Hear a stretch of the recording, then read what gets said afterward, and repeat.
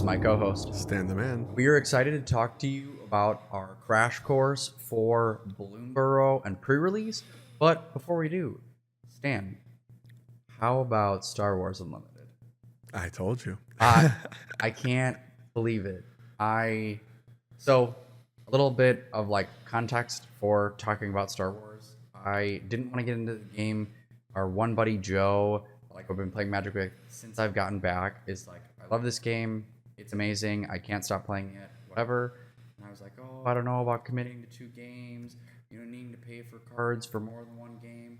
All of that. But now that I'm moving to being like on my own again, I was like, whatever. Like single life, play 2 card games, whatever. Yeah. I don't care. I'll spend the money. I'm not getting judged anymore. It is a good point that you bring up because I remember Joe was playing like Cabal Coffers Mono Black and his deck slowly was getting pushed out of the meta. He wasn't enjoying Modern as much, even though he still wanted to play Magic some days of the week. He's like, man, I'm really not feeling it. Then I started seeing him on Thursdays and I'm like, oh, are you here for Modern? He's like, actually, I'm here for your Star Wars event. I'm like, oh, that's awesome. Because one, at the time, I was really trying to grow the event. Like, we started with no weeklies. I just had the product because my rep at Asmodee is a great dude, and every time he recommends me something, I'll always give it a try.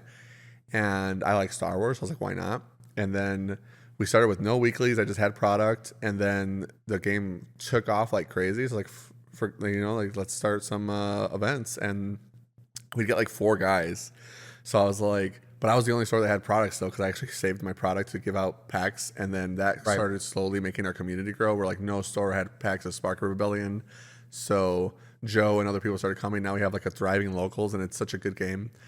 Shout outs to Star Wars Unlimited. I really like the game. I told Frank, I was like, man, you should try this game out. I really, really like it. Every time I get a chance to play with our locals, I just really enjoy it. It has a similar feel to Magic, but in a lot of different enough ways that it actually feels like a different cohesive card game. And for games that don't have sorcery speed, which is like a big deal, right? Or sorry, instant speed. Because like no other card game has instant speed like Magic. That's honestly what makes Magic so unique is the instant speed, the interrupts, etc. But that's honestly one of the hardest parts about Magic, and the balancing is the fact that, the game can be so difficult to balance when you're thinking about interaction. Also, the fact that the game starts with 1 land per turn, so you have the 1 mana issue where like cards that are a singular mana can be so hard to like balance.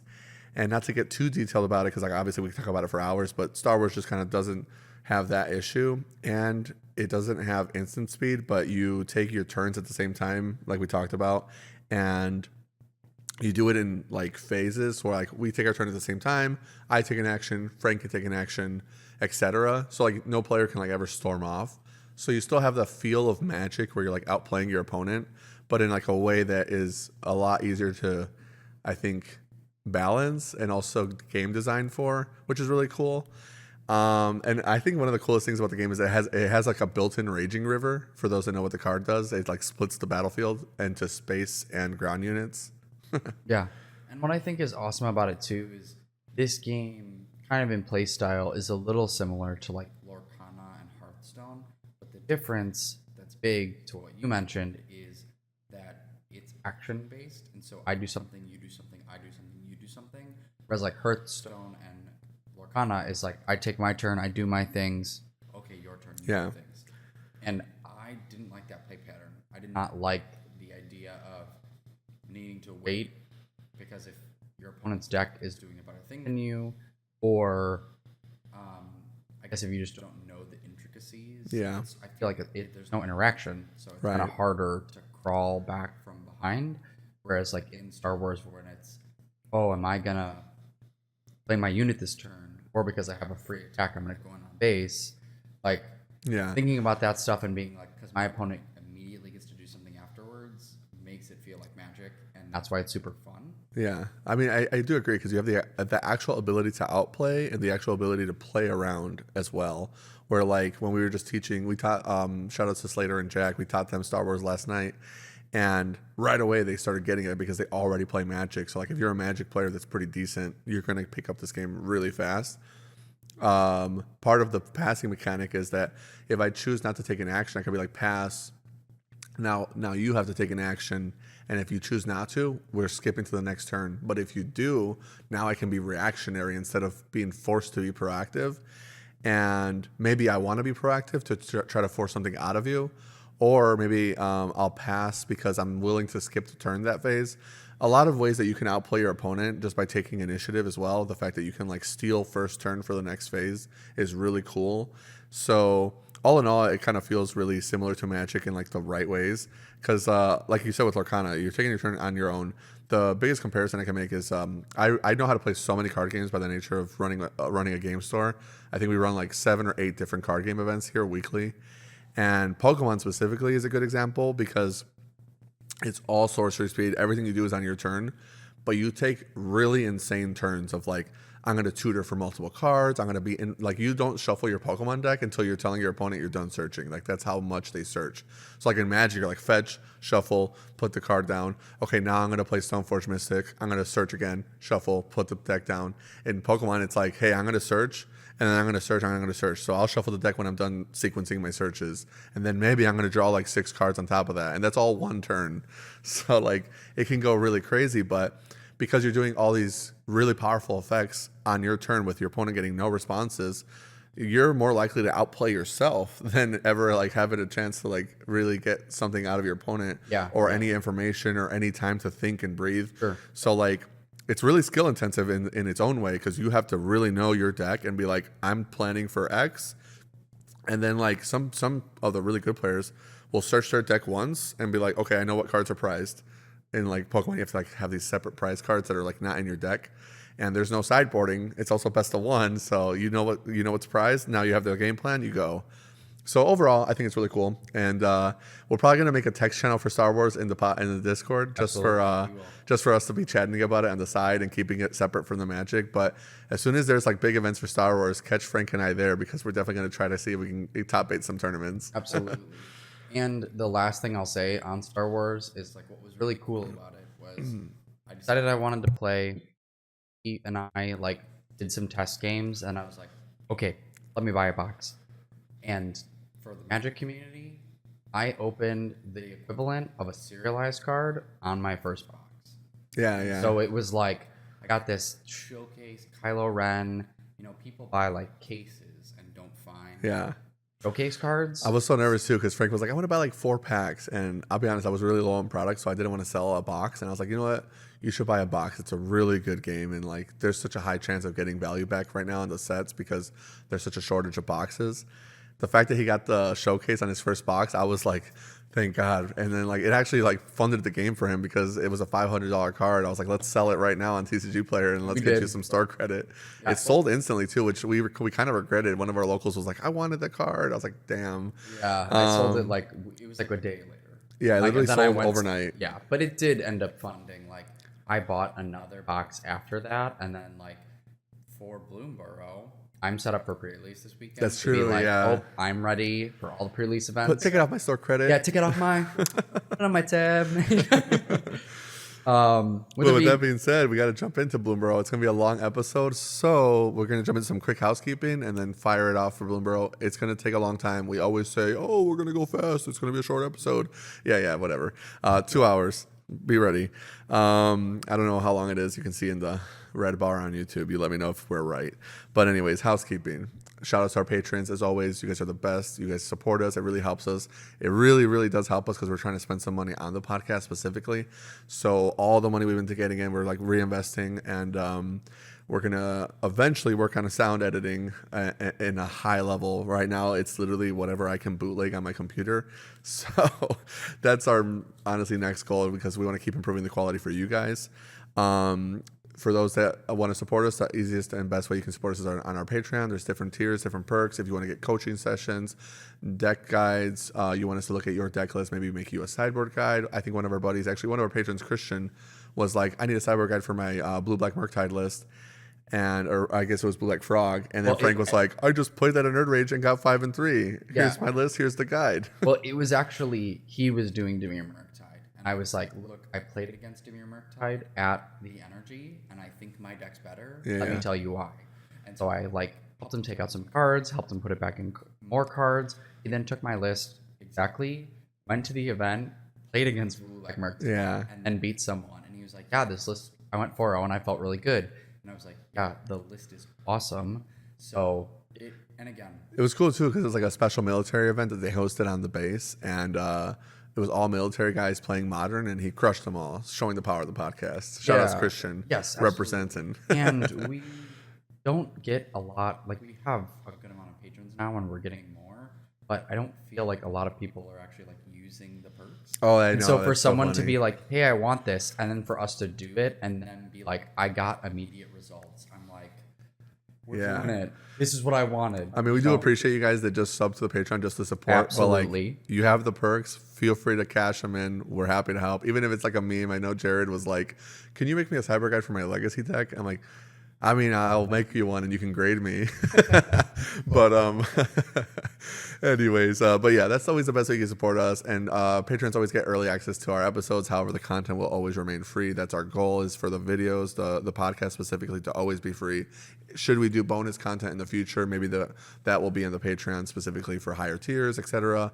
But for now, the show, guaranteed, always free. And you can watch it on YouTube, which is our main goal. Our main platform right now is YouTube, but we're obviously on Spotify, Apple Podcasts, etc. If you want to listen there, however you prefer to listen is fine. But if you're on YouTube specifically, if you want to like, comment, subscribe, literally anything, tell me what you ate for breakfast, bro. How's your day? Having a bad day, bro? I'll respond in the comments. I'm like, damn, that sucks. Got you. Anyways, or you could just flame us in the comments. You know, those guys' takes are terrible. Oh my God. Speaking of that, I have a little bit of story, but anyway, I'll tell you a little bit after. But yeah, like, comment, subscribe on YouTube. Really, really appreciate it. And then Twitter, if you want to follow us there. We try to stay engaged, stay active on Twitter as much as possible. It is kind of a, crap platform, but the Magic community is lively on there, so you're going to see news on there, etc. And we'll try to stay active and at least respond to messages, post some memes, see what all is happening, what's the word, etc. And honestly, if you're going to hear about Magic drama, it's going to be on Twitter. Not that I really care about the drama that much. And then shout outs to our merch. You can't really see it, but I'm wearing one of our Lethal Shove shirts where it's like a Fatal Push meme. We do have merch on our website. Frank will put the link in the description of the video. But Every video. It is a new website too. Mine's kind of worn out, so I kind of want to reorder some merch myself. But if you want to support us, you can always get the merch on our website and check out the different shirts and sweaters that we have available. Yeah, and another place that you can really find us if you want to get like engagement and like talk to the community is our Discord. We're really active there. We're talking about a lot of Pioneer, Modern, Legacy, Standard, soon to be Star Wars, all of it, and that is free to everyone. But we do have additional perks for those on our Patreon, like Christian using his perks for once. Yeah, so if you want to like really reach out to us, that's a great place, and it's free. Yeah, it's honestly the easiest way because we're always in the Discord and we're always chatting or talking about what our plans are for tournaments. With that being said, commenting on our videos, somebody was flaming. Actually, my locals Magic judge, he could be kind of like, I don't know. When we play Magic, we kind of like, I don't know if it's like a Midwest thing, but I think it might be because we like regionally are like kind of like, I don't want to say like toxic, but we're like, we love shit talking during our games, you know what I mean? Yes. And it's all in good fun, in my opinion. I mean, some people do take it a little bit too far, and when it happens, especially if it's like not somebody you're really close with, right, we're always like, hey man, chill out. Take it easy. But like Alex, I think it might have been a video against me too, because I remember Alex and I were kind of bantering, but I was tired, so I wasn't really giving it back, and Alex was just like kind of like doing his thing, and all the comments on the video were like, this domain player is so salty, like. I was laughing so hard. Sal sent me the screenshots of the comments because it was on his channel. Shout out to MTG Chicago, our buddy Sal. But he was like, hey, check this out. Like 6, 7 different comments of people like, this domain player. Yeah, this domain guy. Gosh, he's such a jerk. Anyways, yeah, I think it's funny because they don't see that, they don't know the context. They just see some guy like they think is being a douchebag, and they're like, man, what's with this guy? But it is what it is. I think it might be like a regional thing though, because Jarrett was saying in Arizona, and Jarrett loves the banter. If you know Jarrett, he loves being like, wow, good play. And And he's like, in Arizona, they don't do that at all. They're all like, good job, buddy. Like no banter, trash talk, no no trash banter, talk. anything. And they like almost like despise it. They're like, oh wait, what you know? And Why are you giving me so maybe it's like a skill level thing, because I feel like in the Midwest, I'm always like shouting out, like repping the Midwest, like we have like the best players. I think there's like a certain thing where like you get good enough at the game with your buddies, you're like, we all know that we have the skill level, so we're like, if flaming is like almost a non-issue because it's like your identity is not really tied to it, and you kind of know that you're not like bad at the game, you know. So I don't know, maybe that's something to do with it. Anyways, we talked long enough and rambled. Let's get into Bloomburrow spoilers. Shout outs, furries. Your liberation starts now. Well, okay, and that is something that I like briefly wanted to touch on, was when this set was talked about, when we initially were like, we're going to Bloomburrow, and everyone was like, this is the furry set. I was like, okay. Like, I don't really, like, I was saying this to Adam when we did the interview. I was like, I really just hope that we get some really hot red drop furry so that you can just be crushing people with, like, this furry card. And Yeah. everyone's going to be like, man, this whatever. Oh, you thought it was like actual furries? Yes, Oh. yes. And so I was like, it's just animals. Yeah, It's just and then when I saw the animals. set they're and so it was cute. just animals, I was like, okay, this is really good and this is really smart. Yeah, The when I Wizards. saw like so Wizards drop some pretty good ads sometimes. When I saw the ad for Bloomburrow, like the animation, it's so freaking cute. I love it. And the frog guy, I cannot tell you. Usually the buy a box promo does not sell the boxes anymore like it used to. It's just like a bonus. Yeah. The buy a box promos used to be such a big deal. This feels like a return of that. I have gotten so many phone calls, emails, messages on our store page of people requesting, how do I get that frog? I'm placing an order right now. I'm like, it's just a frog, bro. But like, people are fighting for that promo. I mean, the card is very powerful if you read it for like Commander, but I was so surprised how many people want to get that card. With that being said, you want to talk about some new mechanics? Yeah, let's talk about new mechanics. So, the new mechanics that are coming to Bloomburrow, the first one, probably the most popular one we've seen, is Gift. Gift is, you may promise an opponent a gift as you cast this spell. If you do, it enters, and your opponent can draw a card or get some other type of ability. You can gift a fish, like a 1/1 fish token. You can gift a treasure. You can gift a food. You can gift them drawing a card. There are different types of gifts. I believe the card tells you what gift you're going to give them, though. It does. It's not like you can be like, here's a 1/1. I got this broken card. Usually the good ones are like, you're drawing a card. Yeah. And obviously that's a big deal to give your opponent a full card off their deck for free. But some of them are really strong. I mean, like, I'm kind of happy to give you a card for, like, as an example, there's a counterspell in the set that you were talking about. Yep. I read that card and I couldn't believe it. I was like, this seems really good. I was like, this makes me excited for control. Yeah. I forgot the name of the card, but it's blue unsummon, or not unsummon. It's a remove soul. It's basically a counter or creature spell for blue. However, if you gift them a card, it's just a pure counter spell. So like, hey, you know, Pioneer has counter spell now, but also like, And it's called Long Rivers Pull. yeah, Long Rivers. And there's Pull. like a frog like being eaten by an alligator, like as you know. That's the art. Speaking of frogs, they're the big winners. I think when I did the count, frogs were like the most. I think 19 or 20 frogs in the set, like the most frogs of all the other creature types. Yeah. But yeah, it's just like cards like that are really, really interesting, really cool. I think gift mechanic is going to be powerful for sure. Well, and there's another one that we're not going to talk about in this episode today, but I also thought it was really powerful for this new mechanic. It's like Valorant. What is We'll it do? get to it. It basically is like, instead of heroic, where it's like every time you target this thing, I get this thing. It's you can target this thing once, and it gets this ability. If you keep targeting it again on this turn, you won't get the ability anymore. But anyway, Once per turn abilities seem to be like a new thing that they're balancing with, and I kind of like it because now they can really push the envelope on some cards. But once per turn, shout out to Nadu, is pretty balanced most of the time. But anyway, there's a gift card. It's an uncommon in white, and what it says is you may give like instant speed, give something +2/+2. If you gift your opponent, I think they draw a card, you can give it indestructible. Ooh. Like your creature indestructible. So I was like, indestructible +2/+2, instant speed for 1. I think the draw card is going to be such a big deal because, like, obviously that's the best gift. The best gift, or the worst gift rather, is giving your opponent a card draw. But like when you're in these really grindy matchups, you're gonna be so willing to be like, hey, you know what? Hope he draws a land because you're gonna get some insane effect out of it, and I think it's gonna be well worth it.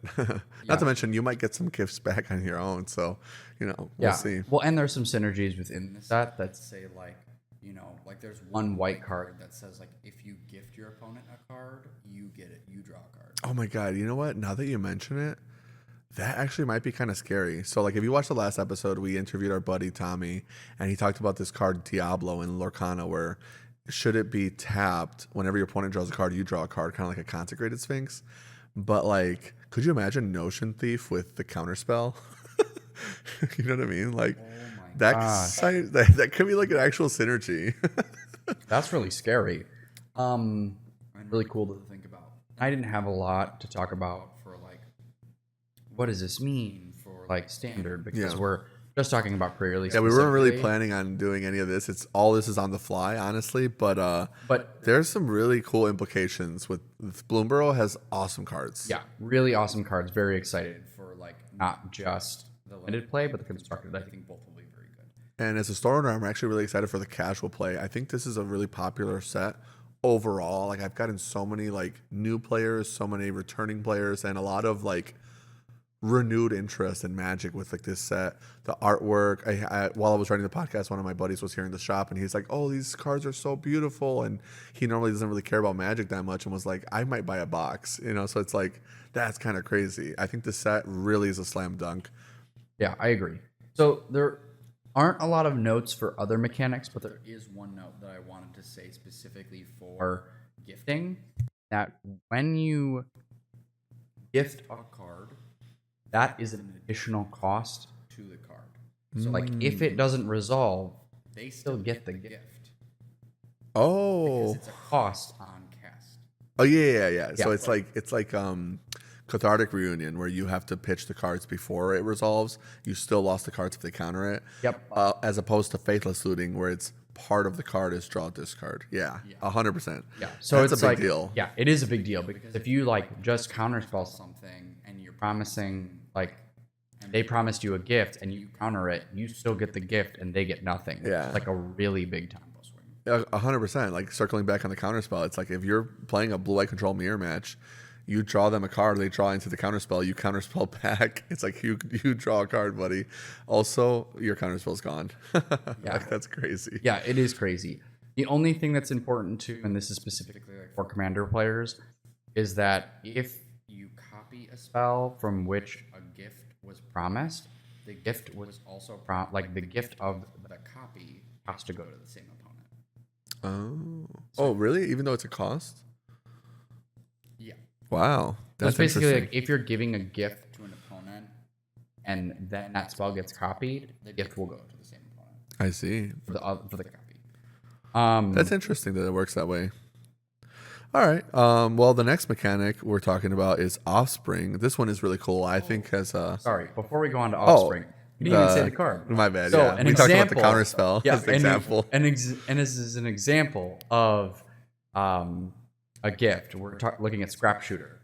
1 green, a raccoon archer rare 4/4.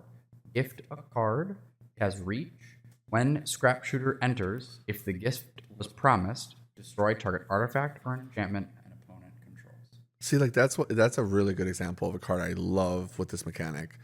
The fact that it's like kind of like Thrashing Brontodon, where that card was very good in Core 19, Core 20 standard. 3 mana green creature that's like kill an artifact or enchantment, like a Reclamation Sage type. It's not as good as like Rex Sage, but it's a better body by a lot, right? And sometimes you just want the body. Right.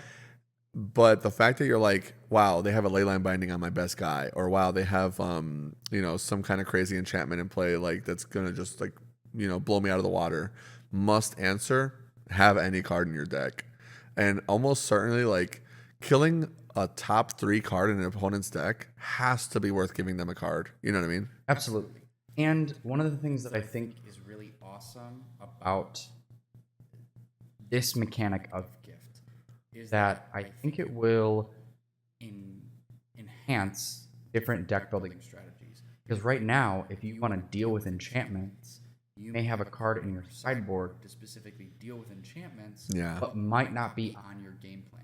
So if you're playing like a creature-based deck and you're like, well, I'm going to put in, let's just say Force of Vigor. Sure. As a card to get rid of enchantments, but like I really want to be playing creatures. Well, great. Now you have a card that is a body that if you don't need it, can still be a body, but if you do need it, can get rid of some kind of, like an artifact or enchantment. Right. Like you couldn't do that. You had to have like an instant or sorcery for that before. Whereas now you can like have some of these gifted cards. I think it will really enhance some deck builds. Oh, 100%. I think even like for like Pioneer as an example to what you're saying, because I totally agree. If you're playing like Mono Green Devotion, for example, with like Nykthos, if your deck already plays Boseiju, maybe you might not mainboard this guy. But if you're really worried about like, oh, maybe Ensoul Artifact starts becoming like the best deck in the format because they banned a card or something. This guy in the sideboard for green still gives you Devotion. He's still doing his job. So maybe you play him and you're like, well, I'm kind of stable right now. I just need to get a card out. I need a blocker. I need some kind of threat. I'd like more Devotion, whatever you need. You don't have to pop an artifact this turn, but you don't want to like do nothing. Just run them out there, It doesn't have to be gifted, but I still like these kind of cards a lot. But with that being said, we'll get into the next mechanic, Offspring. I'm pretty excited for this one. I know we've talked a lot about gifting cards. Before spoilers were finished, when I saw Offspring, I was pretty hyped for this one specifically. I think that in Standard, this mechanic is going to be like insane. It kind of reminds me of like the Eternalize from Hour of Devastation, because those kind of creatures that could come back from the graveyard as 4/4s were always high impact, and a lot of the reason why was of like the extra card advantage. Like all these cards were 2 cards, so like a card like Earthshaker Kenra in mono red, it was insane. It's like the best Valley Dasher effect, but then also making guys unblockable, or guys couldn't block rather, and then late game, you're like, well, I got to turn 6. I don't want to pop my Ramanop Ruins yet. Let's Eternalize this Earthshaker Kenra. Now it's a 4/4, and now a 4-power creature can't block.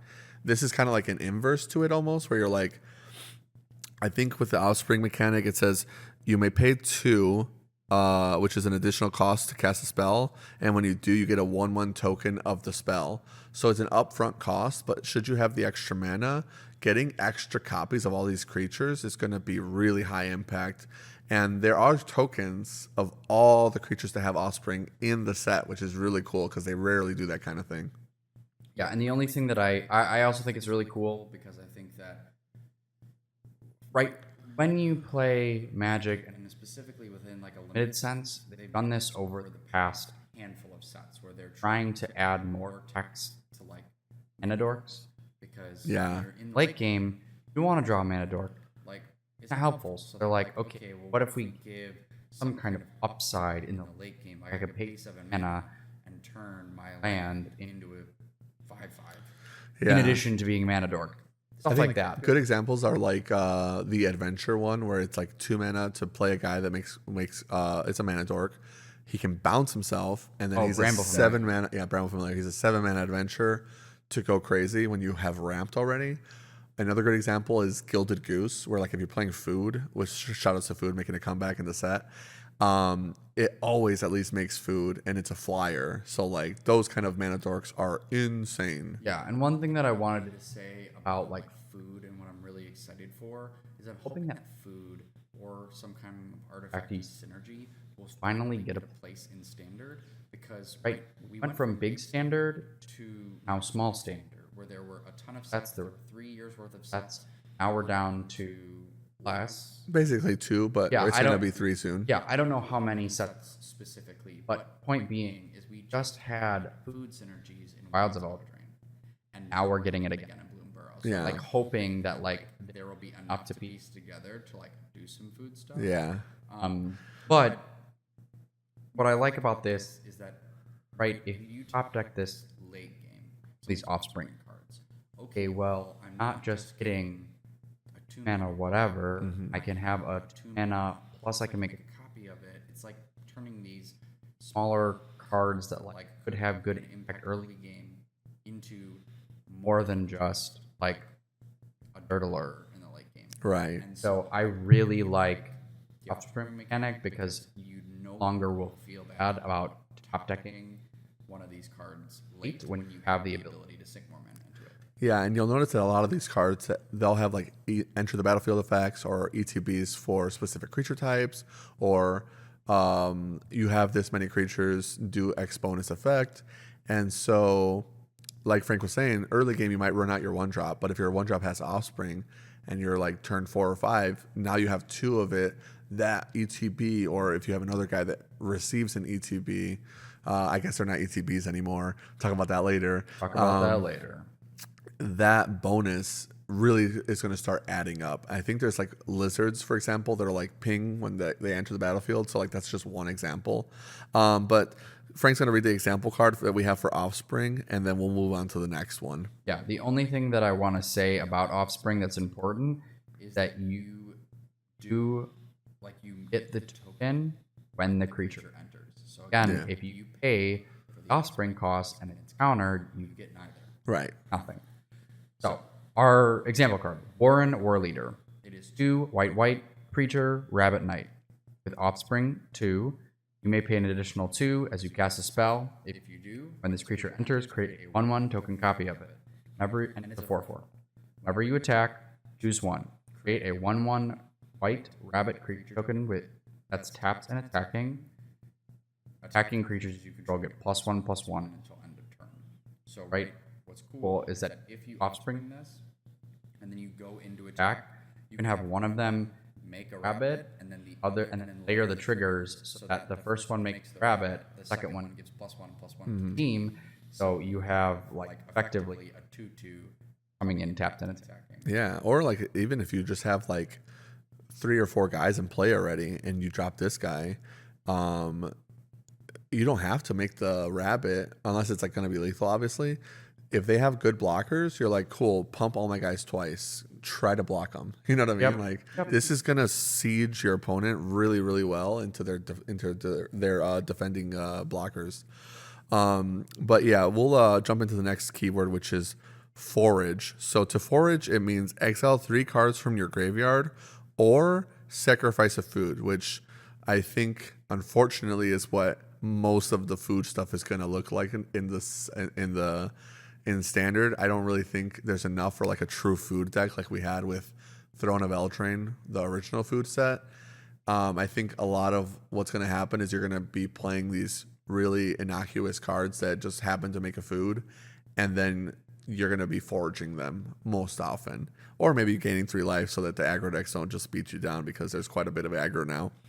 But yeah, forage just basically means you get a bonus effect from exiling cards out of your graveyard or sacking a food. Obviously, exiling cards out of the graveyard is pretty easy, but sometimes it's not, or if it's early enough in the game, you just can't, if you haven't filled the graveyard up at all. And to add on to that, there is a second mechanic that kind of works in the same way. We'll just talk about it at the same time just to get it over with. Expend is another mechanic. It's, for example, whenever you expend, it says, let's say the expend is a 4. If you expend for 4, it means that you've spent the 4th mana of the turn. So if you cast a 4-drop, you have triggered expend 4. Or if you cast a 1-drop and a 3-drop, you've also triggered expend 4. And that is a bonus effect that might be added to creatures or some spells, etc. But both of which are just boon effects in addition to like how it works with gift or offspring. A lot of these are just boons. These just happen to have like weird ways to trigger. I think expend specifically might be complicated for some newer players. Yeah, I really like the forage effect only because now we've seen a handful of cards within the past couple sets that care about when cards leave the graveyard. Like Insidious Roots. So like if you have Insidious Roots with forage and you're like, I'm going to exile these cards Much easier than collecting evidence. Yeah, now I'm getting this bonus, plus I'm triggering Insidious Roots. Like, that's pretty cool. 100% agree. I think that's actually a great callback. Insidious Roots might get really good. Not to mention Green Black felt like the winner of like rotation of all the colors. I feel like Golgari midrange just seems like it's going to be doing the most. A lot of the cards stayed already. Where like every other color, all the other decks, besides like maybe Boros Convoke. And Blue Black. Yeah, and Blue Black midrange too. Stayed right. But those three still like are the only decks that are like remaining that will like survive into the new set. So Frank's gonna show you the example cards for Forage and Expend. Yeah. We might talk about them and then we'll jump into the next one. Yeah. So Forage. We have Camellia the Seed Miser, 1 black-green legendary creature, Squirrel Warlock. Menace. Other squirrels you control have Menace. Whenever you sacrifice 1 or more foods, create a 1/1 green squirrel creature token. Pay 2 Forage. Put a 1/1 counter on each other squirrel you control. To Forage, exile 3 cards from your graveyard or sacrifice a food. Yep. You go, Commander players. Squirrels.deck right here for you. Right there, yeah, exactly. Or maybe we'll have a Squirrels deck in Standard. Who knows? And then the next one is the Expend card. Yeah, Muera, Trash Technician. 1 red-green, legendary creature, Raccoon Warrior. At the beginning of your, and it's a 2/4. At the beginning of your first main phase, add red or green for each raccoon you control. Whenever you expend 4, you gain 3 life. You expend 4 as you spend your 4th total mana to cast spells during a turn. Whenever you expend 8, exile the top 2 cards of your library until the end of your next turn. You may play those cards. The only thing I wanted to say about expend, and I think that this is like important, is that to expend, you have to spend the mana to cast a spell during a turn. So it could be your turn, your opponent's turn, but it has to be for a spell. You can't like get cheesy and being like, oh, I floated 4 mana, I get this thing. Yeah. Specifically. Well, it's also not abilities either. You can't just like have activated like some that 7-drop you were saying. Turn my land into the mana dork. Like Right. Turn my land into a whatever I expended. Nope. Yeah, not activated not. abilities. It has to be specifically for casting a spell. So that's a good callback because I didn't mention that. Just an important thing to know. All right. The next was that ability word that I was talking about that was so much a heroic. It's Valiant. And the card we have for Valiant is Seedglaive Mentor. Seedglaive Mentor. 1 red white. This is a mouse soldier with vigilance and haste. Valiant. Whenever Seedglaive Mentor becomes the target of a spell or ability you control for the first time each turn, put a 1/1 counter on it. And so it's basically Valiant is similar to heroic, but it's only triggered on the first time on an ability that you control. So it's like when I target my creature, I get this Valiant trigger once each turn. It's kind of interesting too. It must be the first time. Kind of reminds me of there was a card that you played actually specifically where you were like, oh, actually, never mind. It wasn't a Magic card.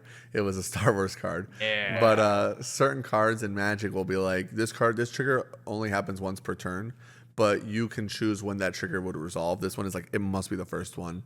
So it's definitely not as good as Heroic in a lot of ways because you can't just like multiple target cheese and outplay your opponent. But Well, and I think that leaves room for the Valiant cards to be stronger. yeah, they have the ability to They have the ability to make the Valiant triggers stronger than heroic triggers because they have the caveat of, oh, I can only do this once. Yeah, and it's the first time. Yeah. Like there's no, oh, my opponent casts a spell, I'm gonna respond. It's kind of like Slick Shot, where like Slick Shot's like every spell I get the +2/+0. Whereas like they were like, man, maybe that's gonna be broken.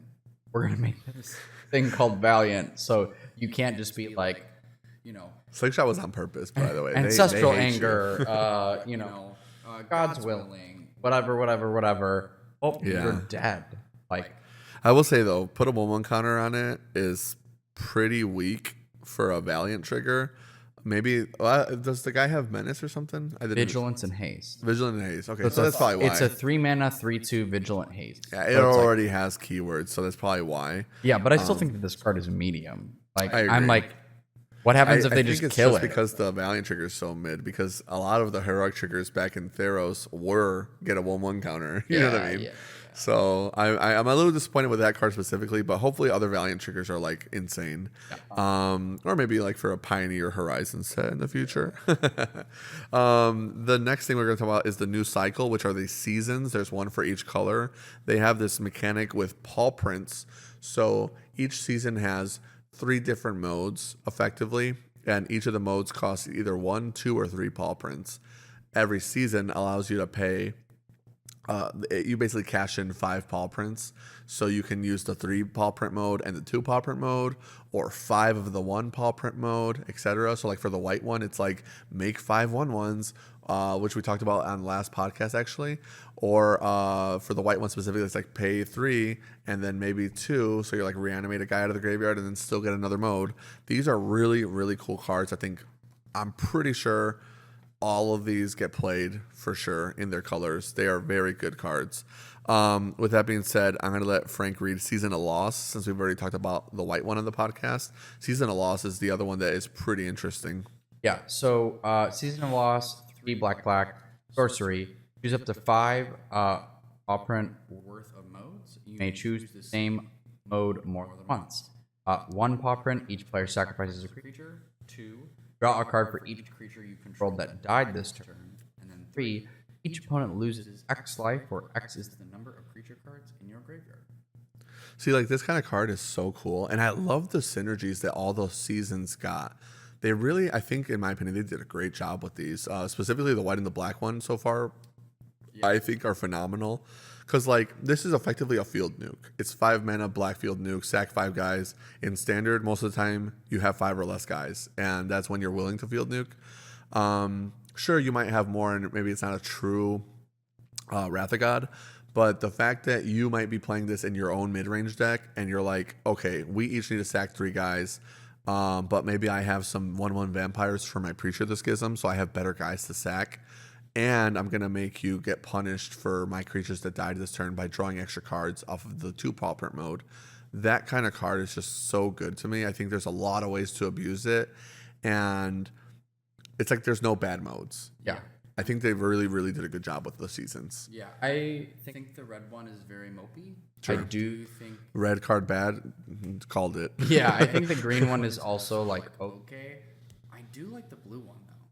So Go for it. The blue one, Season of Weaving, 6 mana, the 3 modes, 1 paw print, draw a card, 2 paw prints, choose an artifact or creature you control, create a token, 3 paw prints, return each. There's a copy of it. Yeah, that's a token copy. And 3 paw prints, return each non-land, non-token permanent to its owner's hand. So you could say, return everything, I'm drawing 2 cards. Yeah. What? Yeah, 6? yeah, That's not yeah. bad.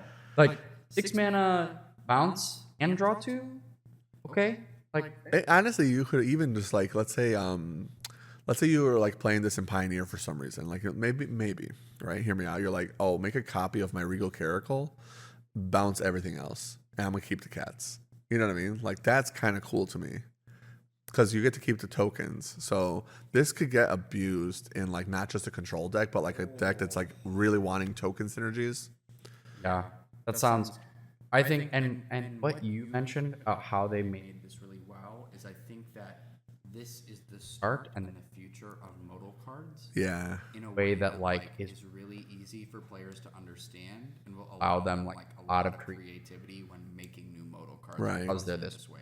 I thought like Spree, okay, but this is like Spree was complicated for people too. I actually had a draft this Friday where they had 7 guys and they asked me to play. I was like, sure, I'll play some Thunder Junction. I freaking love Limited, man. So I'm playing, and my opponent, he thought that Spree was, he thought that the green already counted towards the sprees. He was paying 1 less for all his spree cards. Ooh. And I was like, no, it's green and then you have to buy. And he's like, oh, really? I was like, yeah. And he's like, dang, this this is not as good as I thought it was. I was like, I know, but you're still killing me, but it's like, it's not broken. Yeah, the only one that feels like really good is the blue one that Control uses now, where you're like counter target spell, draw cards. Yeah, I mean the 2-drop is really good in limited. Phantom Interference I really like, but yeah. So like in limited specifically, I think he was using Trash the Town. It's like, my guy has Trample, now you lose. I'm like, all right, well, you got me. But I was like, tap one more. But yeah, so like I do agree. It's like this is so much more simple, and casuals will understand it easier. But at the same time, there's so much room for that flexibility that I think the really good players and the really good deck builders are gonna like abuse it or just show you like the power of these cards, which I'm excited for. Yeah, I agree. Speaking of like trying to make things easier to understand, that Wizards of the Coast, in their infinite wisdom, has decided that Enter the Battlefield is too long, too clunky, too boring. Yeah. So it's being changed. ETB will now be Enter. Sorry, put the Markiplier here, Todd, please. If you know what I'm talking about. Oh my gosh, I think that like, and I told Stan this before the podcast. I was like, I really feel like they made this choice because they're like, we're gonna keep putting text on cards. Oh, 100%. How can we make this easier for us? Like, how can we cut it down a little bit? Oh, yeah, and honestly, for that reason, I love it. Enters. It's just a better change. I think less cards, less words is better. When I look at other card games like Weiss that I love, by the way, I'm like, man, the wording here is so terrible. So I tend to appreciate Magic card wordings a lot as a person who's experienced bad wording on card games. I think Enters is fine. It is gonna just fit more stuff. And, maybe give us flavor text back, like that Colligan card is so cool. That Dragonhawk is so cool. Story Spotlight. Oh, Story Spotlight. What's the flavor text? No flavor text. 4,000 words. One ability. Got it. Even Joe Bernal, like Facebook posted, like he's like, hey, somebody explain to me what this card does. Because like, I don't know. And I was like, and that's a pro player, by the way. Like Joe Bernal is a terrific player. So it was just funny that all the comments like disagreed too. It's like until an L2 was like, you're all wrong. Here's how it works. Why use more word when less word do trick? Yeah. And honestly, the thing that I love the most is now I get to just be like, my guy Ease. I hate that so much. Okay, moving on. The card, Valley Mightcaller, 1 green, Frog Warrior. Trample. Whenever another frog, rabbit, raccoon, or squirrel you control enters. Put a 1/1 counter on Valley Mightcaller. Okay. Here's the thing. I feel like maybe some Zoomers will be like, oh, enters, and we'll like hear that in the future, and it'll be kind of like when Khans of Tarkir came out and Abzan and Sultai and all that stuff were new. People were like, I'm still gonna call it bug and rug and junk. Like, I'm not gonna use the new guild names. Yeah, buddy. And they said the same thing with the shards. Like we always just use the new terminology. It just becomes easier over time. Like people were like, mana value. Oh, that's cringe. I like CMC. You know what I mean? And it's like, well, now we're all saying mana value. How about that? It's gonna be fine. Get over it.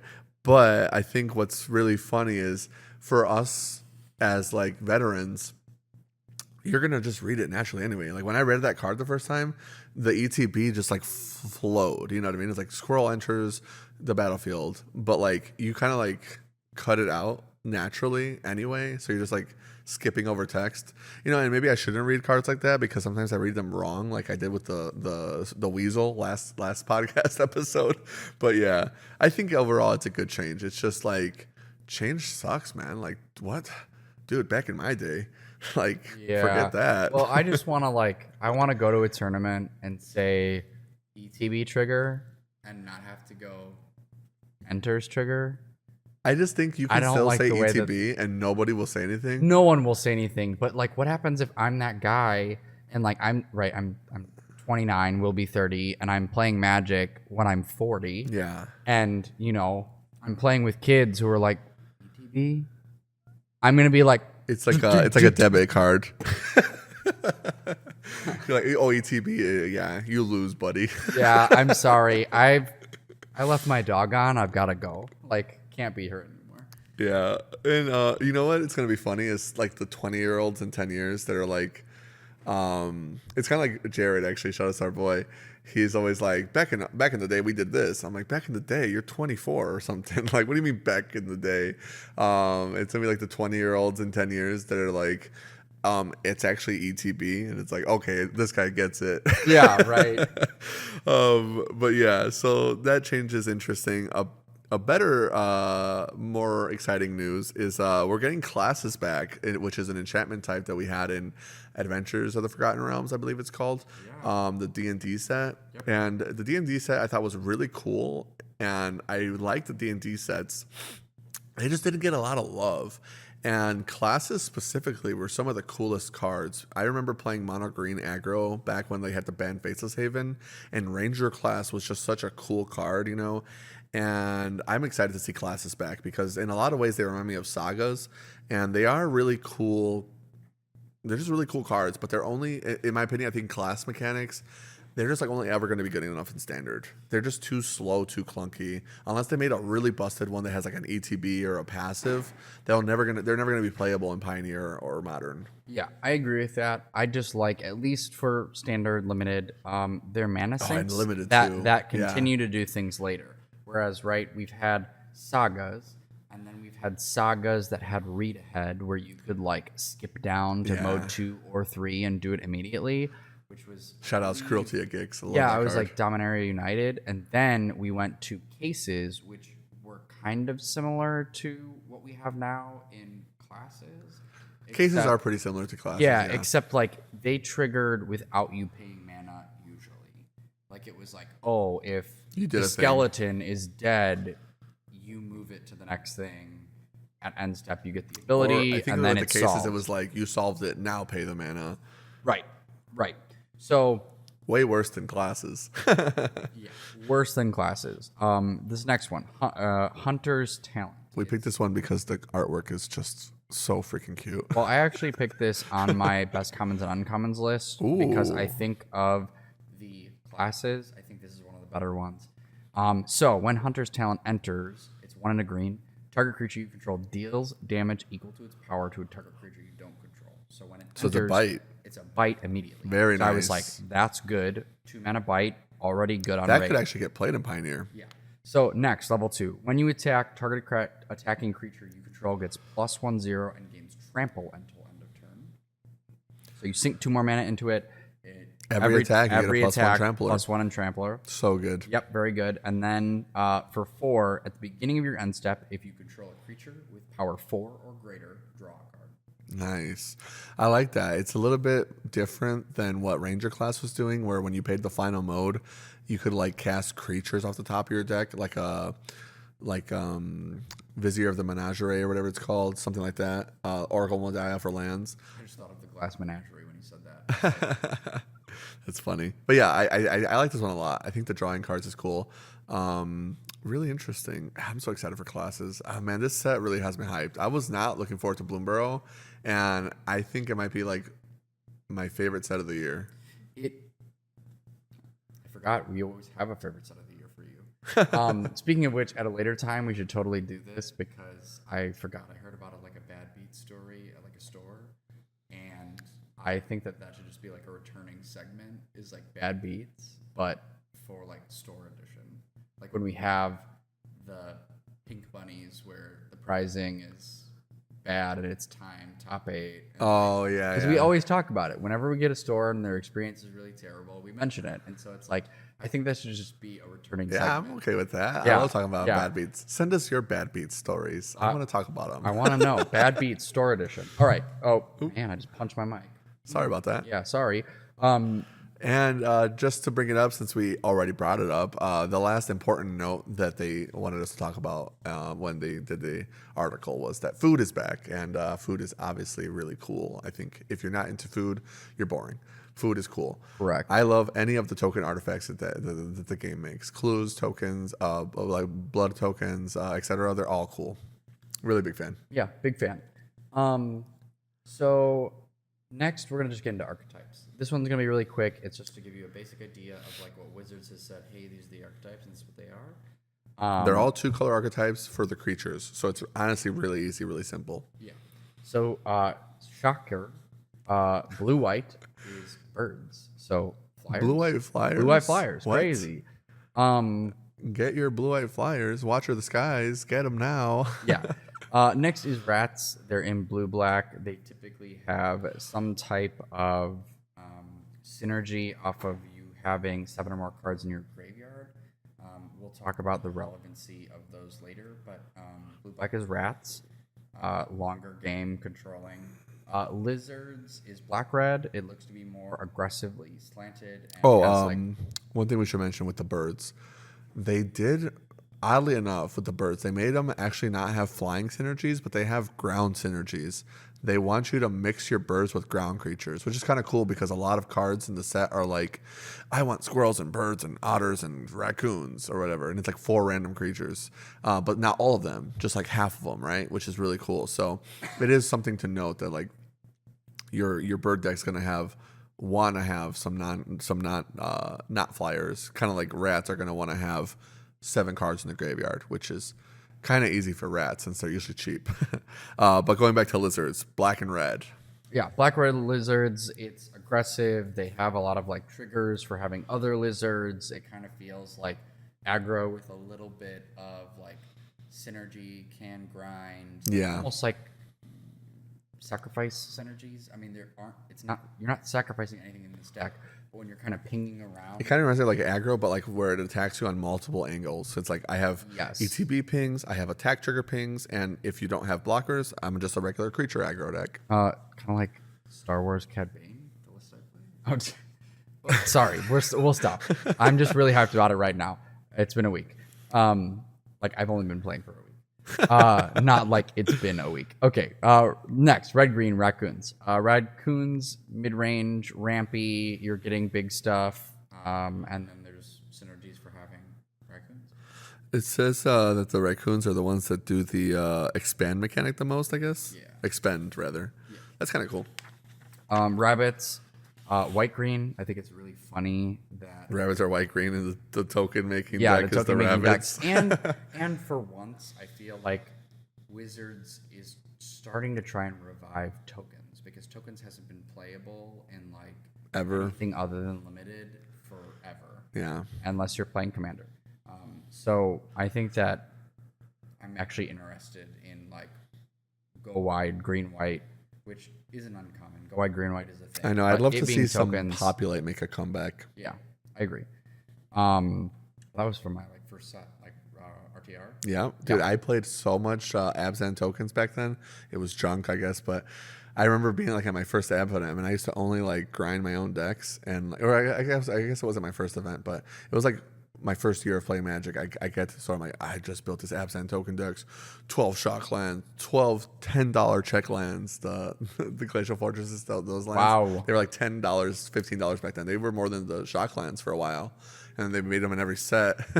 But I was like 24 non-basic lands deck, Abzan. I felt like the king, you know what I mean? Well, were you like copying that 5/5 worm that gave you life? Oh, life? Yeah, wasn't there like a 5/5 worm for 4 or 5 that like you get life on? Advent of the Worm was a 5/5 trampler for 4, but it was an instant speed spell. Oh, okay. Yes, I was playing that. And so like I sit down, I'm playing against one of my buddies here who still comes to play FNM. Shout outs to Ryan McKenzie, but he comes and plays FNM for Commander all the time, and he was like, sees my mana base and goes, I'm playing junk, and everybody turns around and I'm like, what does that mean? Like, I thought you called my deck trash. Deck's garbage. I was laughing so hard, but there's our bad beat story because I ended up losing. But I think that I'm excited, man. I want to see populate back. I want to see some more token synergies. I really like that blue season because of the fact that it wants you to have tokens, etc. The next one is white black bats, and these are the other flying creatures of the set. They're supposed to kind of like counter the birds in a way, or maybe you play them together in Esper. I am so excited for black white. I can just say it. I'm so excited for this bat synergies. It's a lot of like drain gain synergies, the like aristocrat style decks. They made black white aristocrats, and it's very, again. I love aristocrats. It's like a deck I really enjoy playing, and I think that in this set they really supported it. So like I'll get into that later, but It is cool that they are flying aristocrats. yeah, flying, life gain. It's like there are triggers off of you gaining life, there are triggers off of your opponents losing life, and then there's triggers for both. Yeah. I think that it's really exciting. The next one is interesting because we've kind of had like homages to this for like the last year of sets.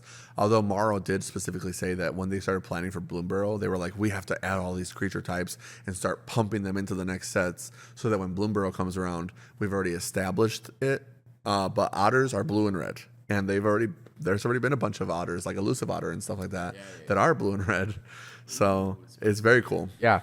So blue red otters is kind of like your instants and sorceries deck. Wow, blue red spells. What Like, blue red spells, guys? yeah, but they're otters. I'm telling you, this is very like casual audience friendly. This is a magic deck of magic, like a magic set of like magic sets. This is like cookie cutter magic set, but it's so well done. Yeah, I think that the gameplay, like off of what I've read and off of like don't get the fact that this is a cookie cutter magic set confused with this being a very good limited set off of like, okay, right, we haven't played I mean, with it cookie yet. cutter like design and lore wise, Yes. not fundamentals. Yes, I think the fundamentals of this set, and again, we haven't played with it, so like we can't fully know, but my initial take is that this is going to be highly synergistic because they do have so many spells that care about you having rats or mice or otters or frogs or whatever.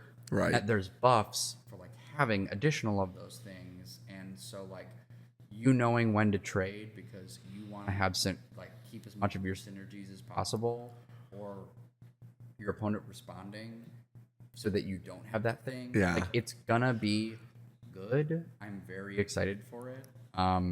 So make no mistakes. I think that this will be a good limited format.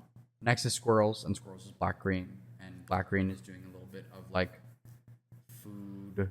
There are the foragers. Graveyard. Yeah. Squirrels forage and they forage. Yep. Yep. And then And as a reminder, forage is sack of food or exile 3 cards from a graveyard. right. Next is mice. Mice is white red. White red is Boros aggro.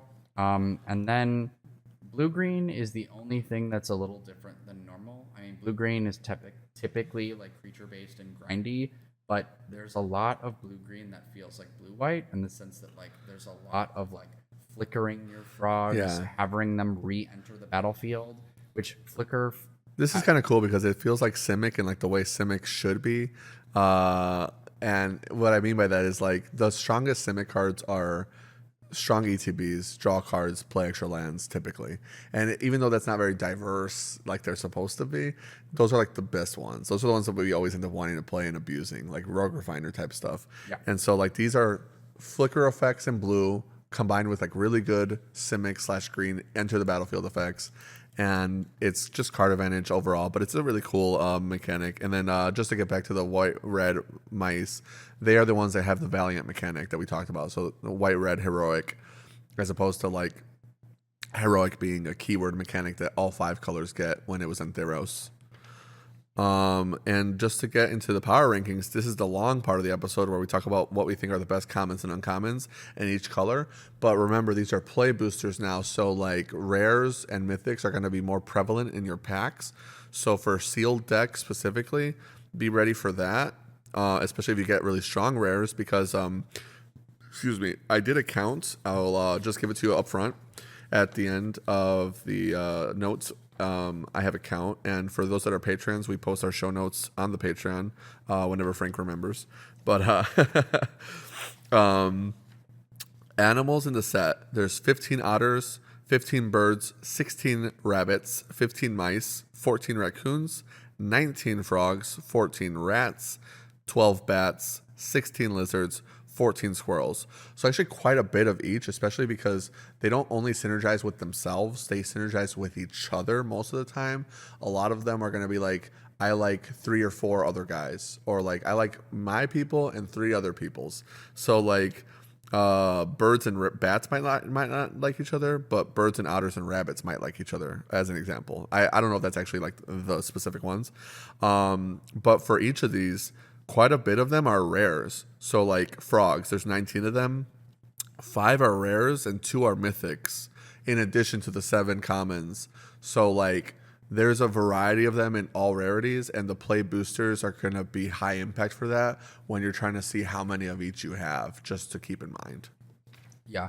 And the thing that is important is that, like, though there are cards that, right, as Stan mentioned, they care about multiple types and they are friendly, there are other cards that aren't. Like, Right. one of them is like Psychic Whirl. It's 2 and a black. It's a sorcery. It says target opponent discards 2 cards. Then, if you control a rat, surveil 2. So, like, that one specifically is like you have to have a rat to get the second part of the ability.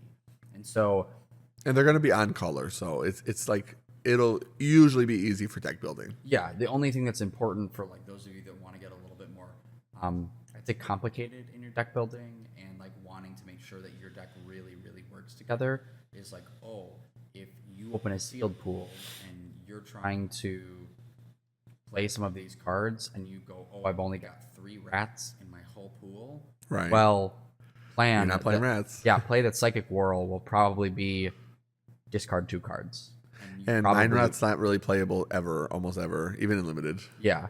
So it's one of those things that when you're looking at deck building, just make sure that, like, if it is limited to only a single creature type, that you have enough of those in your deck that you're like, I'm going to consistently get this thing, because if you don't consistently get the thing, it's probably not worth playing. Right. And keep in mind that in sealed pool, unless you have a really good mana fixing, which there is some decent mana fixing in the set, you want to be into 2 colors. Like, find the 2 color pair that you got the most good synergies for, or maybe something that's, maybe you got a couple powerful rares and then enough creatures in those types to support it. That's kind of what you're going to want to be doing. When you're drafting, it's different, but 2 color pairs are like, they are extremely synergistic. So like, it's not like Thunder Junction where like there was the deserts were there with the duels and there was like conduit pylons or whatever. So you had so many multicolor sources in addition to like gold pan and cards like that you could splash for 3, even like a 4th color splash, not that difficult if it was like a one of really powerful card. For this set, it feels like you're going to really be in 2, 3 colors at most if you have some insane synergies. Yeah, and I really agree with that, because if you look at like just the lands that like come in this set, the basics that you have is Hidden Grotto, which is it enters the battlefield, you surveil 1, and you can pay 1 mana to filter a color. Yeah, and filtering, not great. Bad. The other one is you have Uncharted Haven, which it enters tapped, and you can choose a color. That land is that color. That's it. I mean, there are a couple cards that like say search for a basic, put it onto the battlefield, but I think there are 2. So it's like your fixing for this set is really limited. Yeah. So, and honestly, cards like Hidden Grotto that filter and Uncharted Havens that let you pick a color on ETB, those are especially good for 2 color decks specifically. Those are not meant for like you don't play Mirage Mesa Desert and go, oh, this is a rainbow land. You know what I mean? Like you go, this is helping me in my 2 to 3 color deck as like an Evolving Wilds. yeah. All right. With that, let's get into like the meat and the potatoes of the episode. The like, hey, these are the commons and uncommons based off of the spoilers that we think are going to be good. Yeah, the chili with potatoes. That's for later. Inside. All right. So the first Starting with white, and this is again one of those cards that I think you are kind of white commons. Yes, white commons. This is a card that I think is going to be good in your like blue-white flyers deck if you're trying to be tempo, because I do think that like red and white, like there is a real aggro plan, and this kind of helps 100%. you mitigate it. Even Mardu, honestly. Yeah, but this is like the card that I'm like, oh my gosh, I can't wait to put in this black-white deck. Lie Creed Duo. 1 and a white. It's a creature. It's a bat bird. Flying. When another creature you control enters, you gain 1 life. Ooh, Flying Soul Sister. Yeah. It's actually, you control. Never mind. Yeah, well, not a sister. Well, it's also good too. This is a second cousin. If you think like you're playing green white and you're playing tokens, and you're like, I'm making 3 tokens, I'm gaining 3 life. You know, it's like, very good, especially because very the modal 1/2 body is great. It's just and it flies. yeah, it's very good. Wait, it's a bat and a bird? Bat and a bird. What the heck is this It's a- abomination? So there's duos. Oh, I like see the bat it. and the bird Yeah. are friends. Yeah. So I'm yeah, dumb. and I there's a figured lot it of out. those. There's a lot of those like duo. They're partners. Yeah, exactly. Kamano and Kakazan. Yeah, just like that. Just as Watsy intended. The next card is a returning favorite of ours. Shout outs to Theros Standard. Very fun times. Banishing Light's back. Yep. 1 and a white. When in Banishing Light, it's an enchantment. When a Banishing Light enters 2 and a the white. battlefield, 2 and a white. My bad. Reading is hard. When Banishing Light enters. Gosh, I almost said enters the Oh, battlefield. Errata. Exile target non-land permanent and opponent controls until Banishing Light leaves the battlefield. As gonna be always, good. it's just fixed O-Ring. Yeah, I think it's good removal. This will get played in Standard probably too. Like Banishing Light's just a good card. Yeah. I mean, we played the one from I think Midnight Hunt or whatever back in that Standard. The circle. No, there was Circle like of confinement. there was a 3-mana Banishing Light effect in back that we used to play it in blue white control back when mono green was like the best deck and they had to ban Faceless Haven. Sure. I forgot the name of it, but 3-mana exile anything is usually not bad and probably playable in Standard, but very, very good in Limited. Yeah, I think it'll be really good for like some of the bigger creatures. And it's a common. I think it was an uncommon in Journey or whatever. Yeah. The only thing that might be rough about this is if you are playing into like green white or red white, you know, all of their dudes probably do the same thing. They're just trying to hit you fast. So like a 3-mana removal against like maybe birds or Yeah, this is definitely you want this to or kill a red-white. 4-drop. Yeah, this is like it removes the big guy sort of. But it's unconditional, and honestly, the fact that it downgrades to common, that's a big deal. Like now you don't have to like rush for the Banishing Light. You let it wheel. Yeah. That's kind of nice. Before we get deeper, I did just want to say one thing I thought was really interesting. I was looking for like 2-drop creatures across the whole set. Yeah. A lot of the creatures are actually coming in an uncommon. And there are not a ton of common creatures. Like, I was looking across all the colors. Yeah. It's like a couple. Yeah. I thought that was wild to me. Anyway, getting in, last one for commons. Carrot Cake. Carrot Cake. 2 mana, 1 and a white.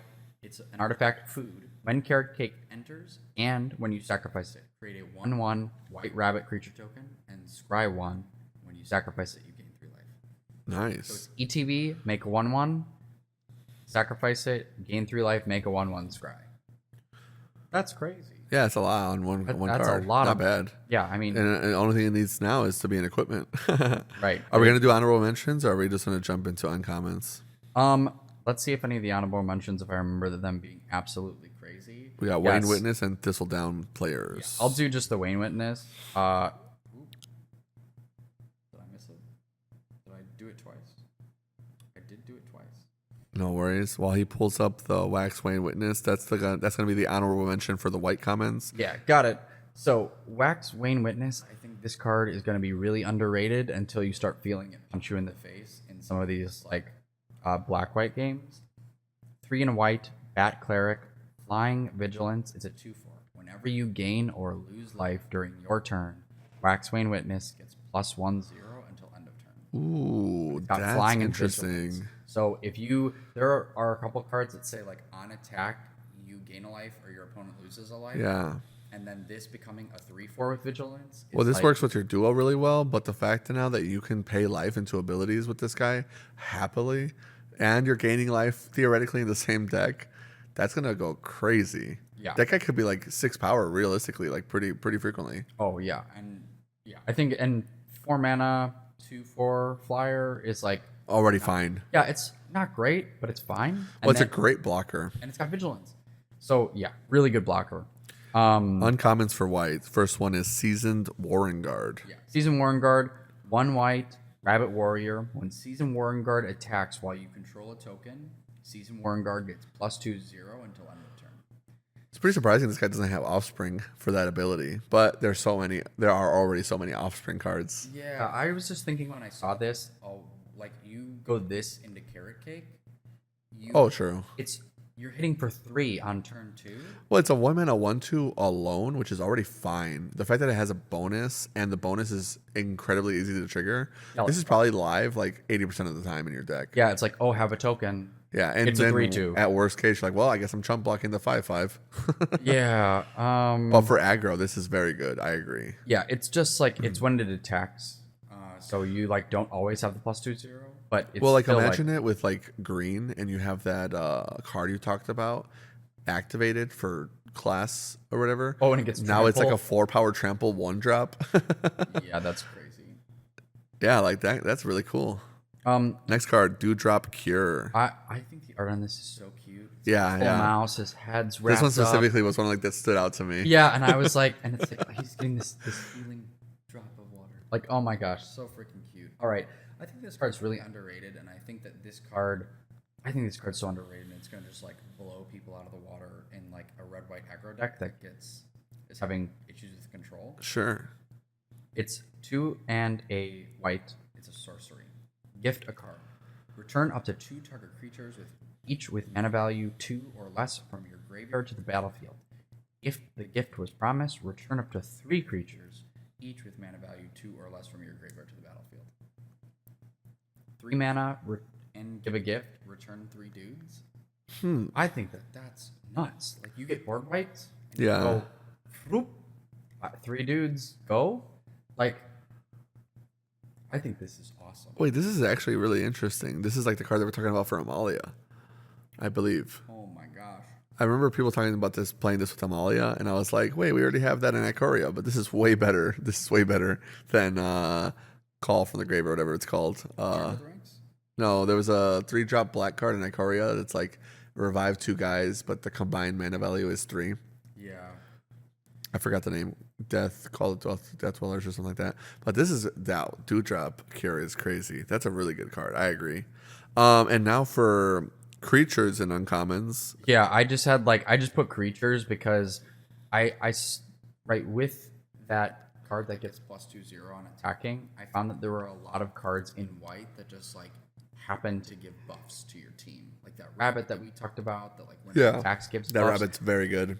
So and tokens too, like that's gonna go crazy. So I just picked 3 creatures that I was like, these all seem kind of nuts. First one is Flowerfoot Swordmaster, 1 mana, Offspring, 2, also has Valiant. Whenever this creature becomes the target of a spell or ability you control for the first time each turn, mice you control get +1/0 until end of turn. Nice. When you target your guy, your whole team gets bigger, and it's a 1-drop. Yeah. With Offspring. I think that's wild. That's a pretty good Valiant trigger too. Like giving all your mice in a deck where you expect to have a bunch of mice go off. That's way better than like a 1/1 counter. Yeah. Next one was Shriek Force or Shriek Force. Yeah. 2 Strike. Right? Shriek. 2 and a white creature, bird knight, flying, double strike, vigilance. It's a 1/3. I just thought like if you get 2 buffs on this, Anything with double strike. Anything with double strike. and it's in the air and vigilant. Yeah. It's probably also like an insane blocker. Right. And then the last one was Bright Blade Stoked. 1 and a white, 2/2, first strike, lifelink. Nice. The only thing that's holding this card back is that it's a weasel. Yeah. But yeah, that's very good. And hating on weasels. Well, when I was doing the math, there was like no weasel synergies. No weasels. But he kind of gave me like not as good as Fiendslayer Paladin. Oh, he was like no. giving me like Fiendslayer Paladin vibes as a weasel. Yeah. First strike, lifelink for 2. Listen, was it first strike and lifelink? Yeah, first Oh strike, my lifelink, God. 2/2. Okay, yeah, no, that's crazy. I was like, that is crazy. I was like, this is pretty good for an uncommon. It's not a mice though. All right, next blue yeah, commons. we'll get into blue, and blue for me was like, I think that blue's looking rough.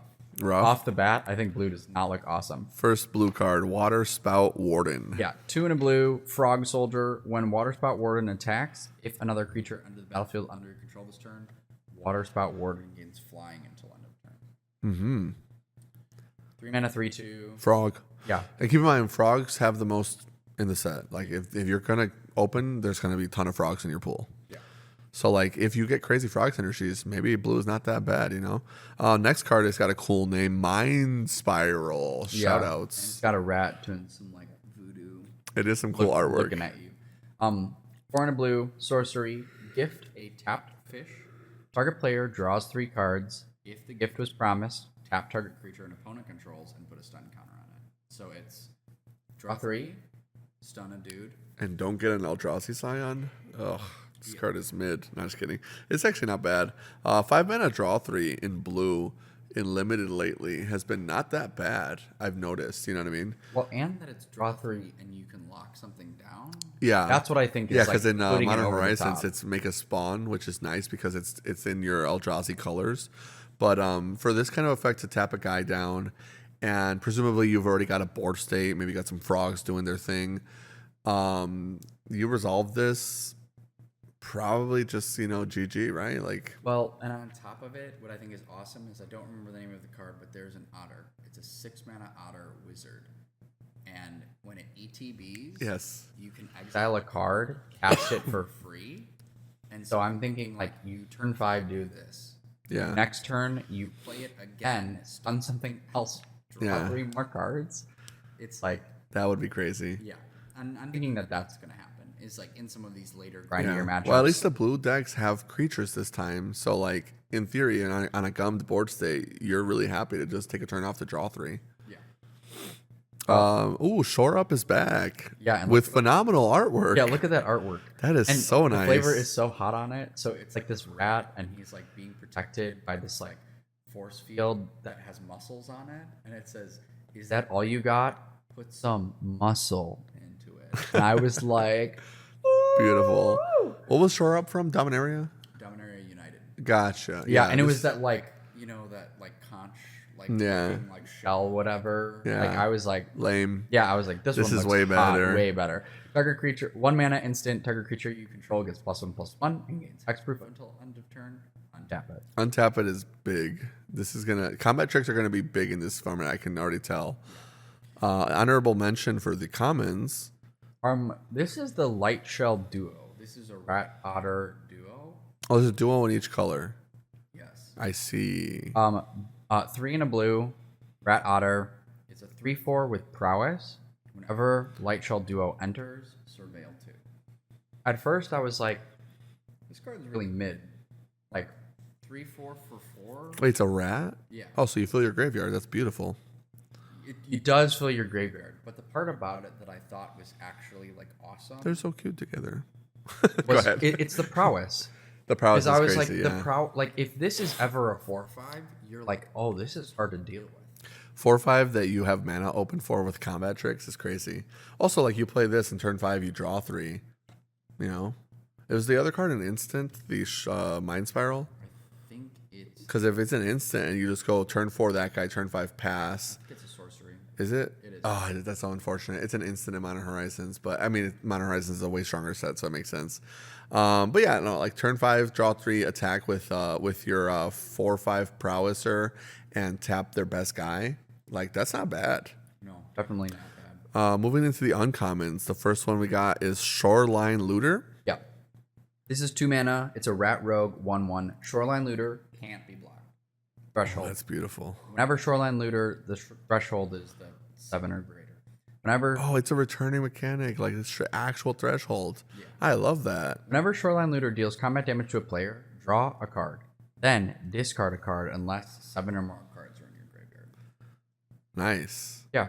That's actually just like good. Yeah, I thought like control decks would be like really happy for This is like I think there are unblockable- cards that are similar. This is like a callback. I'm pretty sure I've seen an unblockable one that does like similar without the threshold. That is really cool. Yeah, I Kind thought of reminds me of like Ninja of the Deep Hours. It's like a Kamigawa, like OG Kamigawa. Like it was a Pauper All Star. It has ninjutsu. So when you would ninjutsu it, it says when it connects, you draw a card. So like they didn't block your whatever 1/1 flyer or something. You're like, cool, ninjutsu this guy in. Very, very cool. I'm a big fan of that card. And unblockable can go ham, just like so easy to abuse unblockable. Yeah. This next card I actually think is not only going to be good in limited, but I think is going to be really like actually playable in constructed. Into the Flood Maw. 1 mana instant. You can gift a tapped fish, a 1/1 fish token, to your opponent that's tapped. Return target creature an opponent controls to its owner's hand. If the gift was promised, instead return target non-land permanent an opponent controls to its owner's hand. Ooh. I think that really matters. Like a 1 mana return anything, you can have a fish. That's especially because it's an instant. So like end of their turn, bounce their planeswalker that they just tapped out for. End of their turn, bounce the Leyline Binding, get your guy back. You got your planeswalker back or something. Yeah, that's a really good effect actually. Yeah. And also like it has the worst gift, which is the tapped fish, right? So like, here's your 1/1. Right, you get your creature back, you swing in for lethal because like their fish is tapped and they don't have anything. That is true. It is a tapped Like, fish, yeah. And But like even if they just keep the 1/1, like bouncing their planeswalker to reset it and then like forcing them to tap out for it again, or their best creature like the 4-drop before it gets to get the attack trigger. yeah, Also, not to mention, there's a lot of tokens. Like bouncing the token that somebody offsprings for, you're never getting that back. yeah, it's like removal in that way. And I also thought that like Because like you don't have to gift a fish to bounce the creature when it's an offspring. yeah, I just thought in other bits of constructed, like maybe Pioneer, I don't know if it's good enough for Modern, but like bouncing back an artifact or enchantment that's like very powerful is I think really good for 1 blue. Yeah. Like 1 blue, put something. This is definitely like the best version we've ever had of an unsummon, where like you're like, I can bounce any creature if I have to, but now I also have like a catch-all threat that is like effectively free because the fish does not matter. Yeah. Like imagine you're playing it in Niv, like a 1/1 fish would never matter to you. Right. Yeah. Right. But like a Leyline of the Void might or something. Yes. You know. Yes. Exactly. The next one is Mind Whisker. It's 2 and a blue rat wizard. At the beginning of your upkeep, surveil 1. And then at threshold, as long as you have 7 or more cards in your graveyard, creatures your opponents control get -1/0, and it's a 3/2. I love that they all have surveil on the rats. That is awesome. Well, they need it because I didn't feel like that's part of what we're going to get into later. How do you get the graveyard full? They need surveil. Yes. Yeah, 100%. I don't feel like there is enough surveilling. Like outside of surveil, I don't think that there's a lot of cards in the set outside of green, which isn't the blue black rats thing. They should give us Thought Scour. That does milling. Yeah. There's one other rat that says like when it enters the battlefield, you may mill. Yeah. But there's not a lot of it, and so I don't think I think the threshold thing may be good later in the format, but I don't think people are going to do it as much. Yeah, they need to give us Tome Scour or Thought Scour or something. Yeah, they need cards that like specifically say, you know, you're going to mill these cards, and then you've got really good reanimation, stuff like that. And so I don't think that there's a ton of it, but I think this card's good because it's repeatable surveil. Which I think that even if you're not doing the threshold thing, you can look at it's just card selection. Well, this one specifically with the repeatable surveil is going to be a big key part if you're playing rats. Like you need this guy for sure. Yeah. It's just so unfortunate that we just went to Eldraine, and I'm pretty sure we didn't get Merfolk Secret Keeper or whatever it's called, the one that gets played like all the time in self-mill decks. But speaking of which, Eldraine did have like that blue-black Cruel Somnophage, I want to mill myself kind of game plan. Yeah. So like maybe there is some kind of like fill my graveyard deck plan going on that could be potentially playable for standard. Yeah, could be. Because like we had like the Sultai self-mill that was like a tier 2 deck in the last format. Well, they tried doing that with Lost Caverns. Like right. Descent, and they're just scrumming Emergence. Yeah. So like maybe there's something going on there. I could be down, but for limited specifically, yeah, it does feel like the rats are losing a lot. They're not feeling very powerful, but I'm willing to be wrong. Yeah, I think it's just mainly like I don't think Wizards like really supported Threshold very well for this format. I feel like, and that's the case a lot for like Descent. Like Descent was terrible for the most part in like. The only thing I could see that maybe we're missing is maybe when you actually play, the board states get so gummed up because it's a creature based most of these creatures are tiny. So like I could see the board state getting super gummed up, where like neither player really wants to attack, and then the surveils really start mattering. Like you get to turn 7, you both have 4 creatures. All of a sudden the rats are like, we're online. You know what I mean? Yeah, like, yeah. Maybe that goes ham. I'm wearing my mouse rat Oh, shirt. hello. My mouse rat shirt for talking about rats. Not planned, but planned. Beautiful, actually. Yeah. So I just think this is good because it's card selection every single turn, and then like if you get the buff, that's awesome. But card selection every turn is good enough by itself.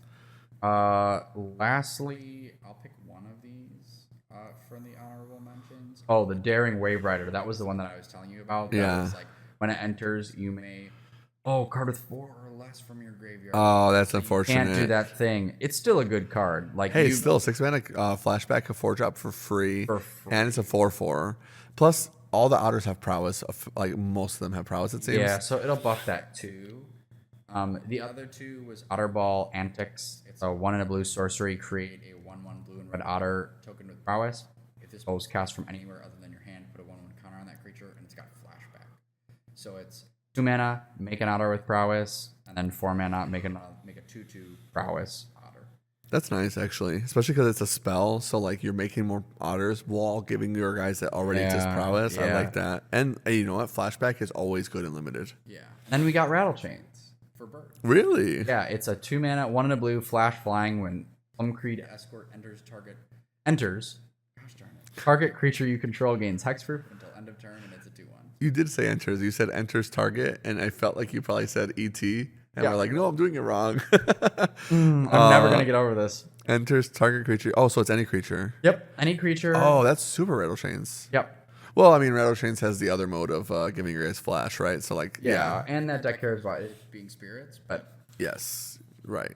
yeah, but that card's good. I'd love to see Blue White Flyers be good in Pioneer again, like the not spirits version. Ooh, I'd be interested in that.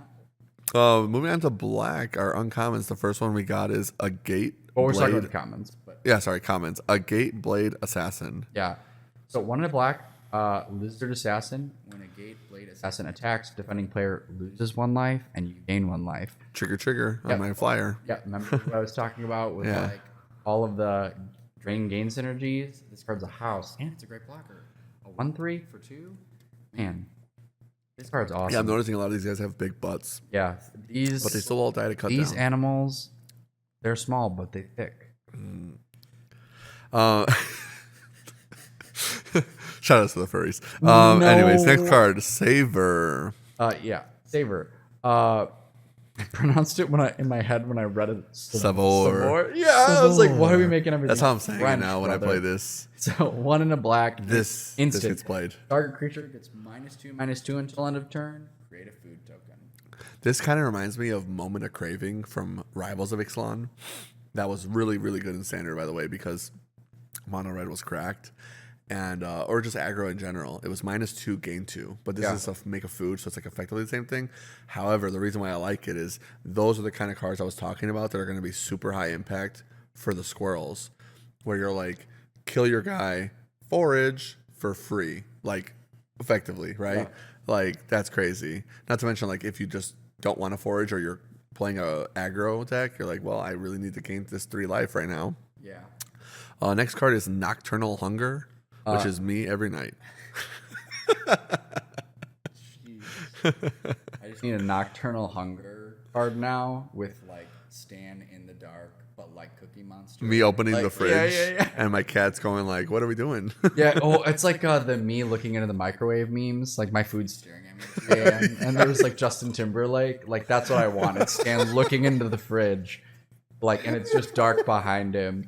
Whoever's, if shoot, Oh my if God. Faustino is watching this, please make it for me. Yeah, help us out, bro. So Nocturnal Hunger, 2 in black, instant, gift of food, destroy target creature. If the gift wasn't promised, you lose 2 life. So it's instant, destroy target creature, and if you don't give them the gift, you lose 2 life. I really like this card because it's so easy to splash. Instant 3 mana kill spell is cool, but this is usually like black 1. Yeah. The fact that you can splash this, like, effectively, like, let's say you're playing Esper instead of blue white control. Or blue-red prowess. Sure, right. Yeah, and you're like, I'll now slap you're playing black like, I'll for- play Grixis. Sure. This is free to like play. Free. And I think that And banish like this too. Like, dude, you could splash removal, and they're commons, man. Like, this So- set has crazy removal. well, and that's one of the reasons why I think black is like such a strong color. Yeah. That there are so many removal cards in black.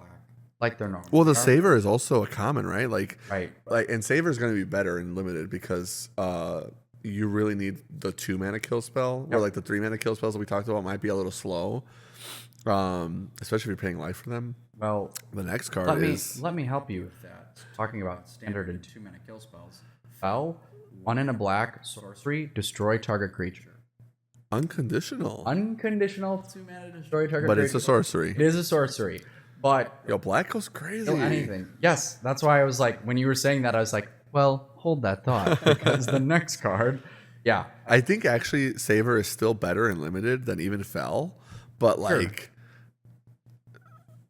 you grab the Fell early. You hope that you get a Savor or a Nocturnal Hunger wheeled to you. Yep. You know what I mean? Yep. That's so crazy. Yeah, so crazy. It's very, very good. Next card is Thought Stalker Warlock. I think that this card Average is Twitch viewer. absolutely crazy. It's probably going to be my favorite card from the set, and it's going to be a blowout. 2 and a black, Lizard, Warlock, 2/2 Menace. Oh, dude, the artwork is so When Thought Stalker, it is so awesome. I just realized that. That's awesome artwork. It's a lizard, and like you can see behind it, it almost looks like it's a wolf. Like on the shadow. This It's is just a Winter lizard. playing League of Legends with me. It This is what she is. thinks. She's like, This is what she thinks she is. This is what she is. Absolutely, brother. I've seen her league gameplay. It's true, folks. Oh man. When the Stalker Warlock enters, choose target opponent. If they lost life this turn, they reveal their hand. You choose a non-land card from it, and they discard that card. Otherwise, they discard a card. Inside him there is a wolf. I'm sorry, I'm still stuck on the artwork. But think about this. If they lost life, like with that swing ETB lose life trigger, then you put this on turn 3, you pick a card from their hand, discard it. Yeah. If you didn't do the lost life thing, you just make them discard 8 cards. Well, the fact that it's like a Thoughtseize, right? Because that's what it is. If you get to like, And it's a menace 2/2. yeah. What? Well, like, when we're playing standard right now, what's a card that's like super like abysmal to play against? You know what I mean? I know you haven't played standard in a minute, but like I play standard every day because of Arena. It's like if you try and when you get, play standard right now, what's a card you don't want to see on turn 2? oh, on turn 2, Yeah. I want to see. I mean, I don't want to see Thoughtseize bad. That's the one. This is like, but the thing is, I'm gonna cut down your bat. Right. This Well- guy's kind of cracked. Well, or it's like you can get rid of their routine. yeah. You can get rid of their Raffine. You can get rid of Like, exactly. wedding announcement. You can get rid of Gix. Well, It's just all these guys are rotating, right? But well, not kicks, but Gix is not. But the other guys are rotating. What I'm saying is like the fact that it's like take the card, just rip it out of their hand, and you're aggroing them out. Now they're like, oh god, I gotta find more answers because like it's Thoughtseize if they've lost life, right? Yeah. So just take the only card that deals with your board state. Thoughtseize, but you're not taking the 2 damage. Oh, is that what it is? No, I'm saying it's still Thoughtseize, but you're not taking any damage. I thought it was they discard. They get to choose if you don't deal damage. Right. I'm just saying, like, when you play Oh, Thoughtseize, you take 2 damage. I don't care about the damage. Let's be real. Thought's 2 life. I never notice it, bro. Yeah. But like, if you get to look at their hand and take the best card out of it, if you're playing an aggro deck, that's even like Death Shadow, for example, like rip their best card out is usually take the only thing that enters the board state. Right. And now they're dead. Right. Yeah. Ooh, thanks for the sunfall. Yeah. Next card, Consumed by Greed. That's me drafting only removal spells. 1 black, instant. Gift a card. Target opponent sacrifices a creature with the greatest power among creatures they control. If the gift was promised, return target creature from your graveyard to your hand. Oh, that's awesome. So That's it's- so cool. Yeah, so it's you sack your biggest dude, and I'm gonna let you draw a card, and I'm gonna pick a card back up from my graveyard in my hand. And Like, it's instant speed, so I yeah. can then on my turn play that card again. Yeah, they go attacks or they go beginning of combat, and you're like, nah, No, brother. draw Brother. draw a card, buddy. Yeah, you can draw a card. Nah. It reminds me of the spell in Star Wars Unlimited. It's like deal 7 damage to your guy unless your opponent says no. Yeah, right. Unless your opponent says nay. The card is called, I'm pretty sure it's called I Am Your Father. It is. So it's like you're supposed to be like, no. But I just got the flavor. Holy moly. that's why I told you like it should have like 14 no's. It's Yeah, just it like no should be no. question mark. They could say, and they have to say no, otherwise you get the damage. That Yeah. would have been the real flavor. All right, we're moving on to red. Commons. First one, Steam Path Charger. It's a 1 in a red creature lizard warlock with offspring 2. When this creature dies, it deals 1 damage to target player, and it's a 2/1. So already 2 mana. The lizards I'm a huge fan of. You don't have to sell me on any of them. Yeah, 2 I mana, love 2/1. them. When it dies, deal 1 damage. And it offspring. So like you play this on turn 4, you have 2/2/1 creatures that die and deal them damage. One of them's a 2/1, and the other one's a 1/1. Sorry, All one, offsprings are 1/1. But 3 power, both of them dying matters. They're terrific blockers. And if you have lizards that are like, ooh, ETB ping, then you got 2 pings already. And like, if you have already like damaged them in any way, these are like not bad late game plays for the lizards. Yeah. When you're like just trying to get that last bit of damage in. Next card is Take Out the Trash, which is me. Danny DeVito, I'm the trash man. I start throwing trash everywhere. And I start eating garbage. I'll go take Frank out. Don't worry. so sorry, everyone. This is why I'm so pale. I never see the sun. Take out the trash. 1 in a red. Instant. Take out the trash deals 3 damage to target creature or planeswalker. If you control a raccoon, you may discard a card. If you do, draw a card. What? It's Rummage? It's That's rummage. really cool. It's rummage on 3 damage to creature or planeswalker. Yeah, that's awesome. You know what this reminds me of? I can't remember the card, but name, of course. But there was a card that we used to play that was like, you could put a card on the bottom of your deck to draw a card or whatever. When you did damage, it was like a red spell. I can't remember what it was, but it was that card. I remember playing that a lot in standard because was it the like one fire eye that then got replaced by what was the one that it's a new one that you use to put your worm or Xenagos back onto your deck. It just came out. It's like 3 damage to creature or planeswalker. The old one used to say creature. Yes. You know what I'm talking about? Yes, exactly.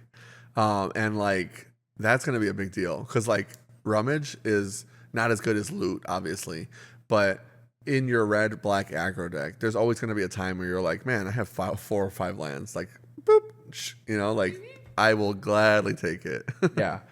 It'll make you think about whether or not you're gonna play that extra land. Right. So this next card, I'm not gonna lie to you, I almost passed it up and been like, and then I read it again and was like, wait a minute, this card's crazy. Frilled Spark Shooter. 3 in a red, Lizard Archer. Menace, Reach. Frilled Spark Shooter enters with a 1/1 counter on it if an opponent lost life this turn, and it's a 3/3. Ooh, nice. I was like, on turn 4, if you have a 4/4 with Menace and Reach, that's kind of crazy. It's crazy against all these flyers. And on top of it, like if you're playing on the aggro game and you like are playing red black lizards and you like swing in, and then on turn 4 you're like Menace Reacher for 4. Yeah. How do you deal with a 4/4 with Menace and Reach on turn 4? I think this is very good. I agree. And I think that you'll want this in red black. I think that you want this in red white. I think that you want this in green red. Like, yeah, you want this as a blocker in green red. It's easy to splash. Its synergy is generic enough that it goes in all the red decks. Yeah. But I think what I like the most about it is that it has that reach to really stabilize your board state in your aggro deck, where like you might get aggroed out by the flyers and not be able to block in a way where you're like, man, my 1/1 lizards suck against these 1/3 flyers. Yeah. But this guy's like, no, we're good, guys. Chill the F out. Yeah, and summon more guys to ping their asses right now. Because like you play that guy, you're like, okay, no more attacks. Let's offspring it up. Let's build up a board state. Find some removal spells because you're playing black, etc. Next card is, are we in uncommons now? Uncommons. So we're playing. So this is Brazen Collector. This is a Raccoon Rogue, 1 in a red, 2/1. First strike. Whenever Brazen Collector attacks, add red mana until end of turn. You don't lose this mana as steps and phases end. That's cool. 2 mana. So now you can 2 get mana, your 2/1 first strike. Attacks make a red mana that you get to keep. Well, now you get your Spark Shooter on turn 3. You go first strike. You're not blocking this. Boom. That's crazy. This card's really crazy. Cool. This card's crazy. Also, like, it's on attack. It's not like it's a damage trigger. So, like, this just facilitates your combat tricks. It does. This makes me want to play my lands even less to pitch them to Rummage. Yep. Or, it's a raccoon, so also the fact that the card is a Rummage and not a put back into deck card like it was in Dominaria standard. Yeah. That's really high impact for your threshold, for your rat and raccoon synergies. That's really cool. I think this is sweet. We love that in Spanish. Next card is Playful Push, but it's in Spanish, so it's Empujón de Broma. That's so funny. It's like a joke. Just a joke, bro. Just a joke. I'm just pushing your ass. It's one in a red, a sorcery, deal 1 damage to any target, draw a card. 1 damage to any target, draw a card. Oh, you know what's funny is It's like flick a coin, just one less, and it's a sorcery. well, I think there's a 1-mana version of this that gets played in Pauper. The fact that it's 2 is a little sad, but any target 1 damage, let's be real. If 1 damage ever mattered, this is the set. Well, yes, because there is a lot of like tiny tokens, there's offsprings, there's all of that. But Well, a lot of the guys have mismatching power and toughness. You're going to see a lot of 2/1s even that are like worth pinging, and the combat trick is fine after the fact. You know, you Right. attack, they block, you're like, cool, ping. well, and in red blue prowess, you like this is a cantrip, right? Oh, right. One yeah. damage, draw a card. Well, And even then- for rats, it's like fill my graveyard. Well, yeah.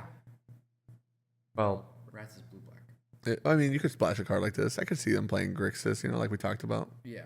But on top of it, too, like think about if you're playing red white and you're aggroing them out, and then you could be like 1 damage, draw a card.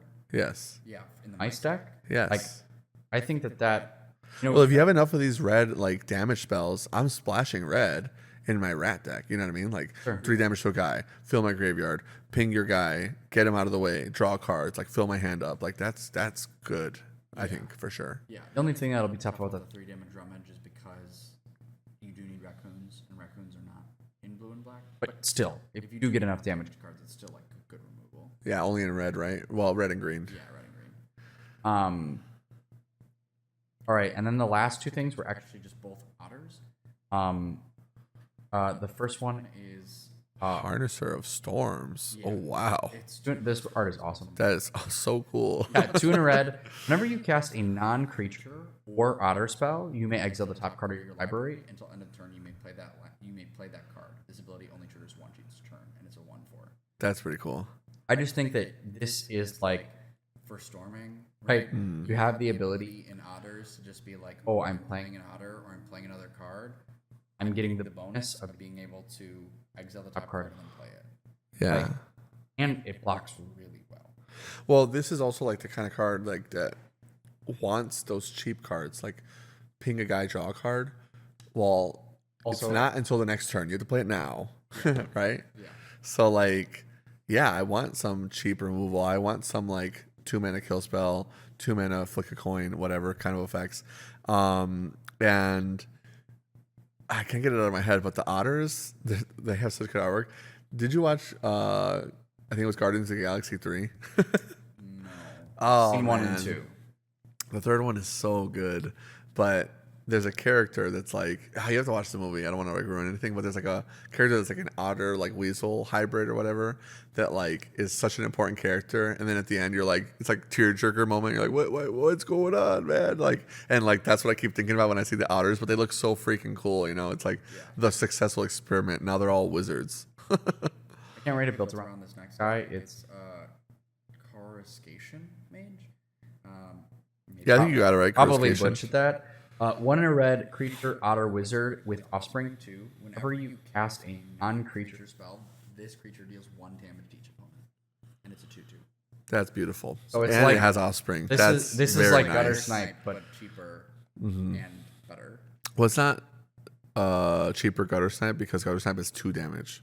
Right. I mean, But yeah. 3 damage. I think it was also a 2/2 though, right? It is, yes. 3 mana 2/2 that does 2. Yeah, whereas you this have to is- pay 4 for this to get the 2 damage effect, but still, like that's, you know, Yeah, and you're just happy to play this on 2. I'm surprised this guy doesn't have prowess. That's actually like that would be 2024 card design. You know what I mean? Right. This guy does everything.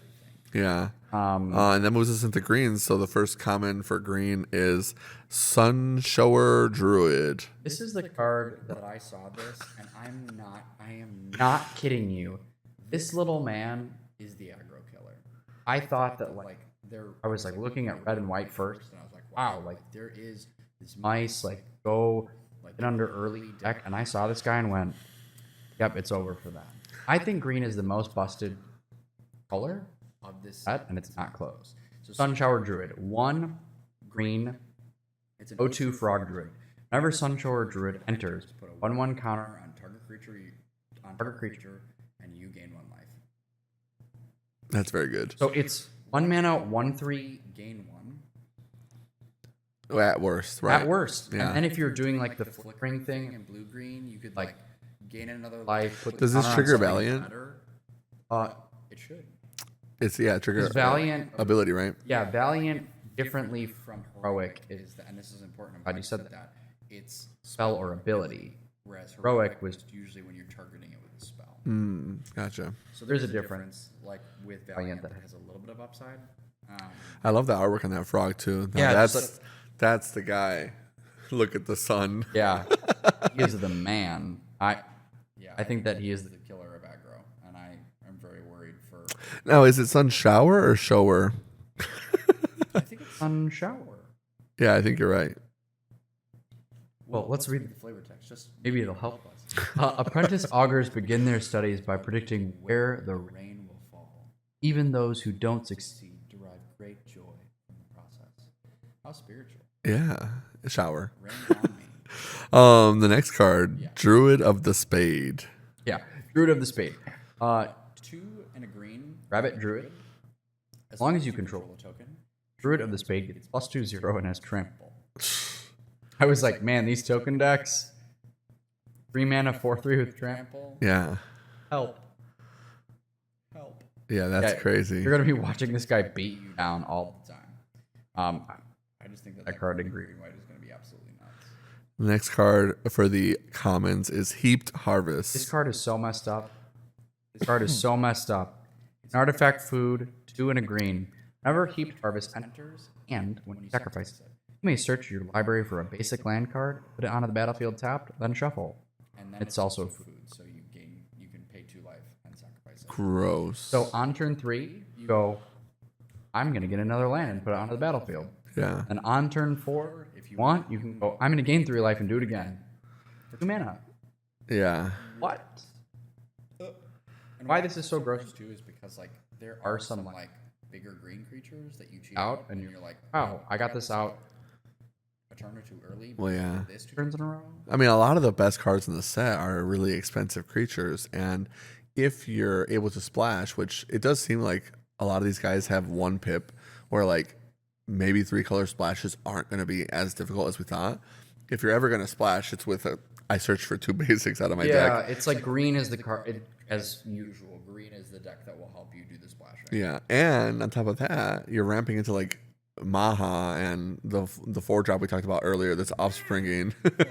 It's triple black. I don't know if you're like, I mean, if you're playing green black, sure. But If you're playing green black already, you're cooking, man. Cooking. And then if you're like, let's say, playing the white guy that has offspring, so he's a 6-drop, you get 2, and now maybe you have some token synergies.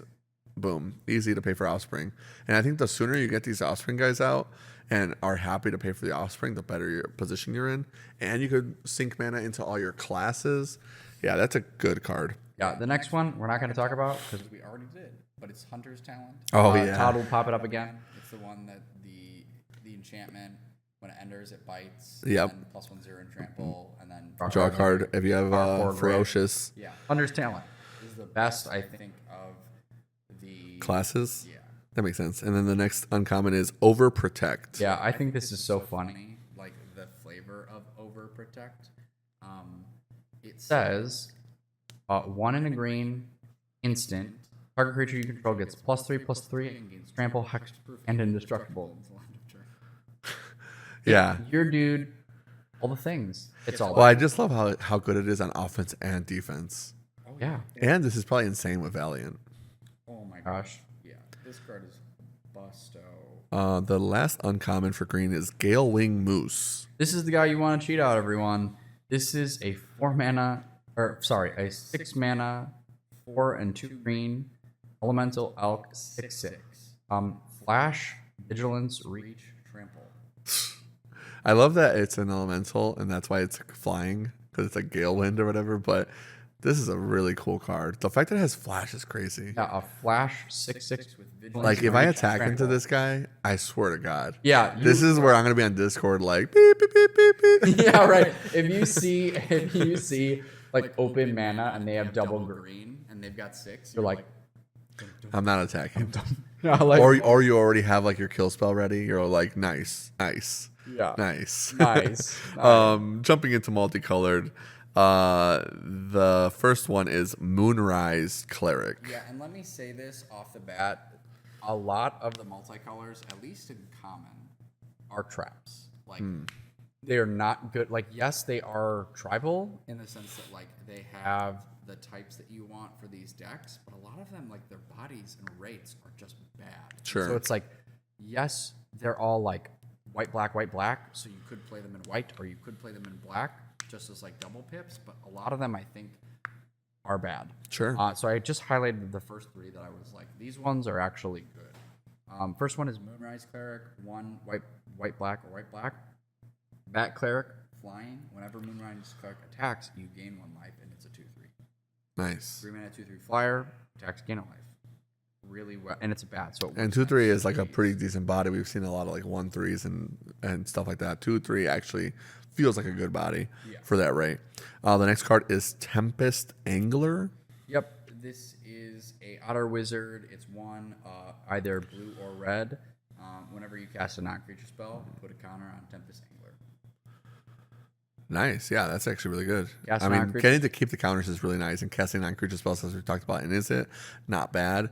3 mana for a 2/2 that's going to instantly become a 3/3 and greater, not bad. If you find a way to give it trample, even better. Yeah. This last one, I actually think this guy's probably the best of the three. It's Pond Prophet. It's either green, either double green or double blue or green blue. When Pond Prophet enters, draw a card. It's a 1/1. So Very if you're nice. flickering this guy, which blue green is wanting to do, Yeah. you're like, cool, flicker this dude, draw a card, flicker this dude, draw a card. Frogs entering the battlefield triggers. Like, I think this guy's sweet. Yeah, and even just in like a green deck that has no blue synergies, like 2 mana, draw a card, blocker, ramp, like get closer to my late game, I'm down. Yeah. Uncommons now. First one is Plume Creed Mentor. Yeah. So this guy is this is disgusting. 1 white blue creature bird scout flying. When Plum Creed Mentor or another creature you control with flying enters, put a 1/1 counter on target creature you control without flying, and it's a 2/3. That's what I was talking about earlier with like the birds having non-bird synergies. Yeah. So But this is a pretty good card actually. Like I'm really happy to play this. 2/3 flyer for 3, and then when it enters, you put a counter on something, and then every time another bird enters, you Yeah. put a counter on it. And we should mention though that this one does not have the hybrid mana pip, so it is blue and white one. it is just So like still for a 3-drop, phenomenal, but you're not really like this is not a guy you're splashing. You're playing blue white X at most. Yeah. Yep. But there are a decent number of blue or white guys that you're happy to put counters on the ground, and you're happy that they're in your deck. Yeah. Next card is Starrier Mentor. Star Seer. Oh, you wrote it wrong here. My bad. I did write it wrong. My I bad. read it there and I read it here, and I was like, wait a minute. Oh, Starseer Mentor. My Starseer bad. Mentor. No, it's my bad. 3 white black bat warlock 3/5 flying vigilance at the beginning of your end step. If you gained or lost life this turn, target opponent loses 3 life unless they sacrifice a non-land permanent or discard a card. That is so cute. That is so Torment of Hailfire. And what's crazy about this is like because of all like the 3 cards that we talked about that gained life, and there are more. Yep. This is going to trigger so much. Yeah, I agree. And also, like, it's got a huge butt, right? So it's a 3/5. It flies. It blocks everything. It has vigilance. So when it wants to attack, and it can, it's still going to be able to block for you. This is the kind of card I'm talking about where, like, I swear, this is going to be a set where your games get gummed up board states really easily when you're playing against good opponents.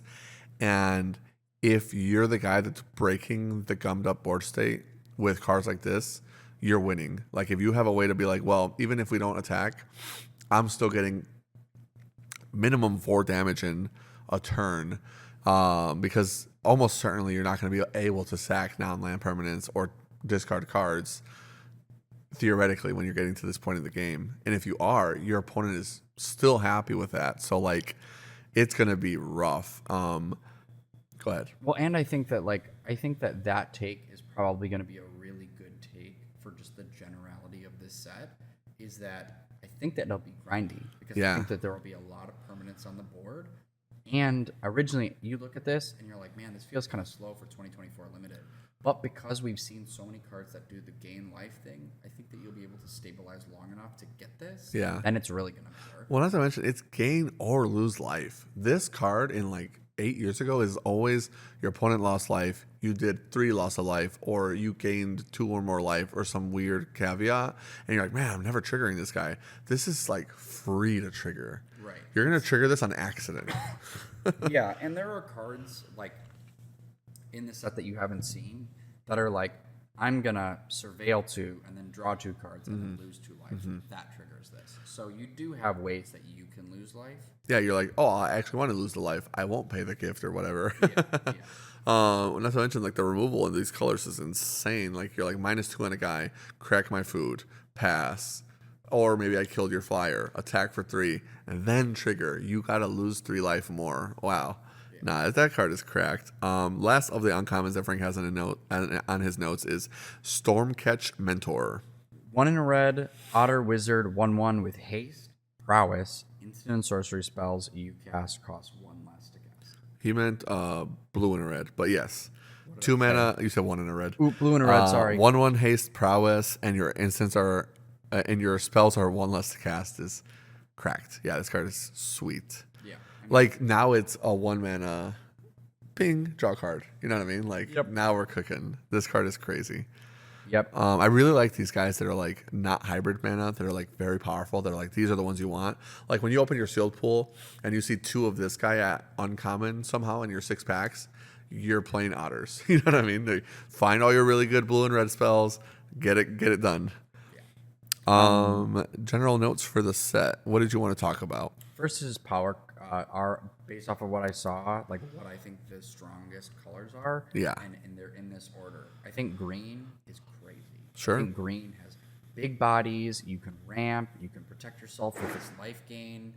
I think green is going to be nuts. It's the best color to splash with. I think green is disgusting. Next is black, and black because black has so much removal. We didn't even name all of it. There's more in there. Go check out the spoilers. Yeah. So much. After that is red. I think red just has good removal. It's got fast bodies. You've got cool stuff in lizards. You feel happy playing mice.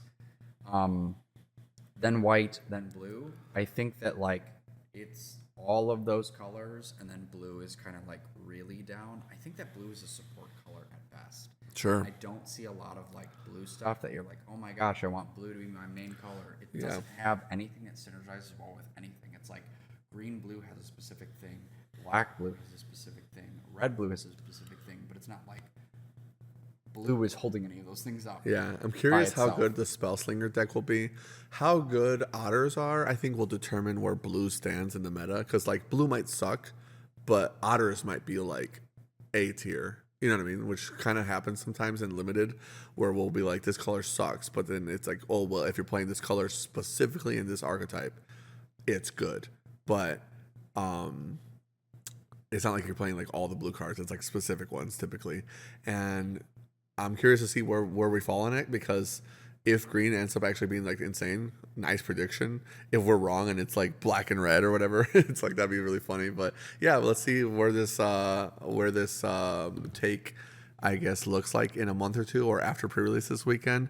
If your games look different or if it worked out for you that way with our predictions, let us know. Give us comments about your feedback, or let us know in Discord. Yo, you're totally wrong. I think blue is cracked. Here's why. Let us know. We want to hear from you guys. With that being said, did you have anything else you wanted to talk about for the set, for pre-release, for limited, any recommendations, etc.? The last pieces I just wanted to say was, again, I think green's going to be scary. I think it does everything. I think it has ramp. I think it has removal. I think it has big bodies. I think it has the ability to splash colors, and it's got life gain to like protect itself from aggro decks. I think it just really does it all. I think black-white looks awesome. I think it's super supported to do like the aristocrats thing. I think it's also going to be very, very good. The big one was that blue-black. I think it's really undersupported. I think the trespass thing is like gonna be weaker. I think you're just gonna play the blue cards that are good, and like it's black removal, and like that's the deck. Yeah. Rather than it being like, oh, I've got. What was blue-black bats? No, that was Orzhov. Blue No, black it's was rats. rats. But it's getting 7 cards in your graveyard. Yeah, threshold. Yeah. I think what's going to happen is you're going to take the black rats and play them in Rakdos or or green black or Mardu. I think that's what's going to happen because the black cards look so good that I think the threshold cards will matter. I just think that you're going to play them in non-Dimir decks. You know what I mean? Yeah.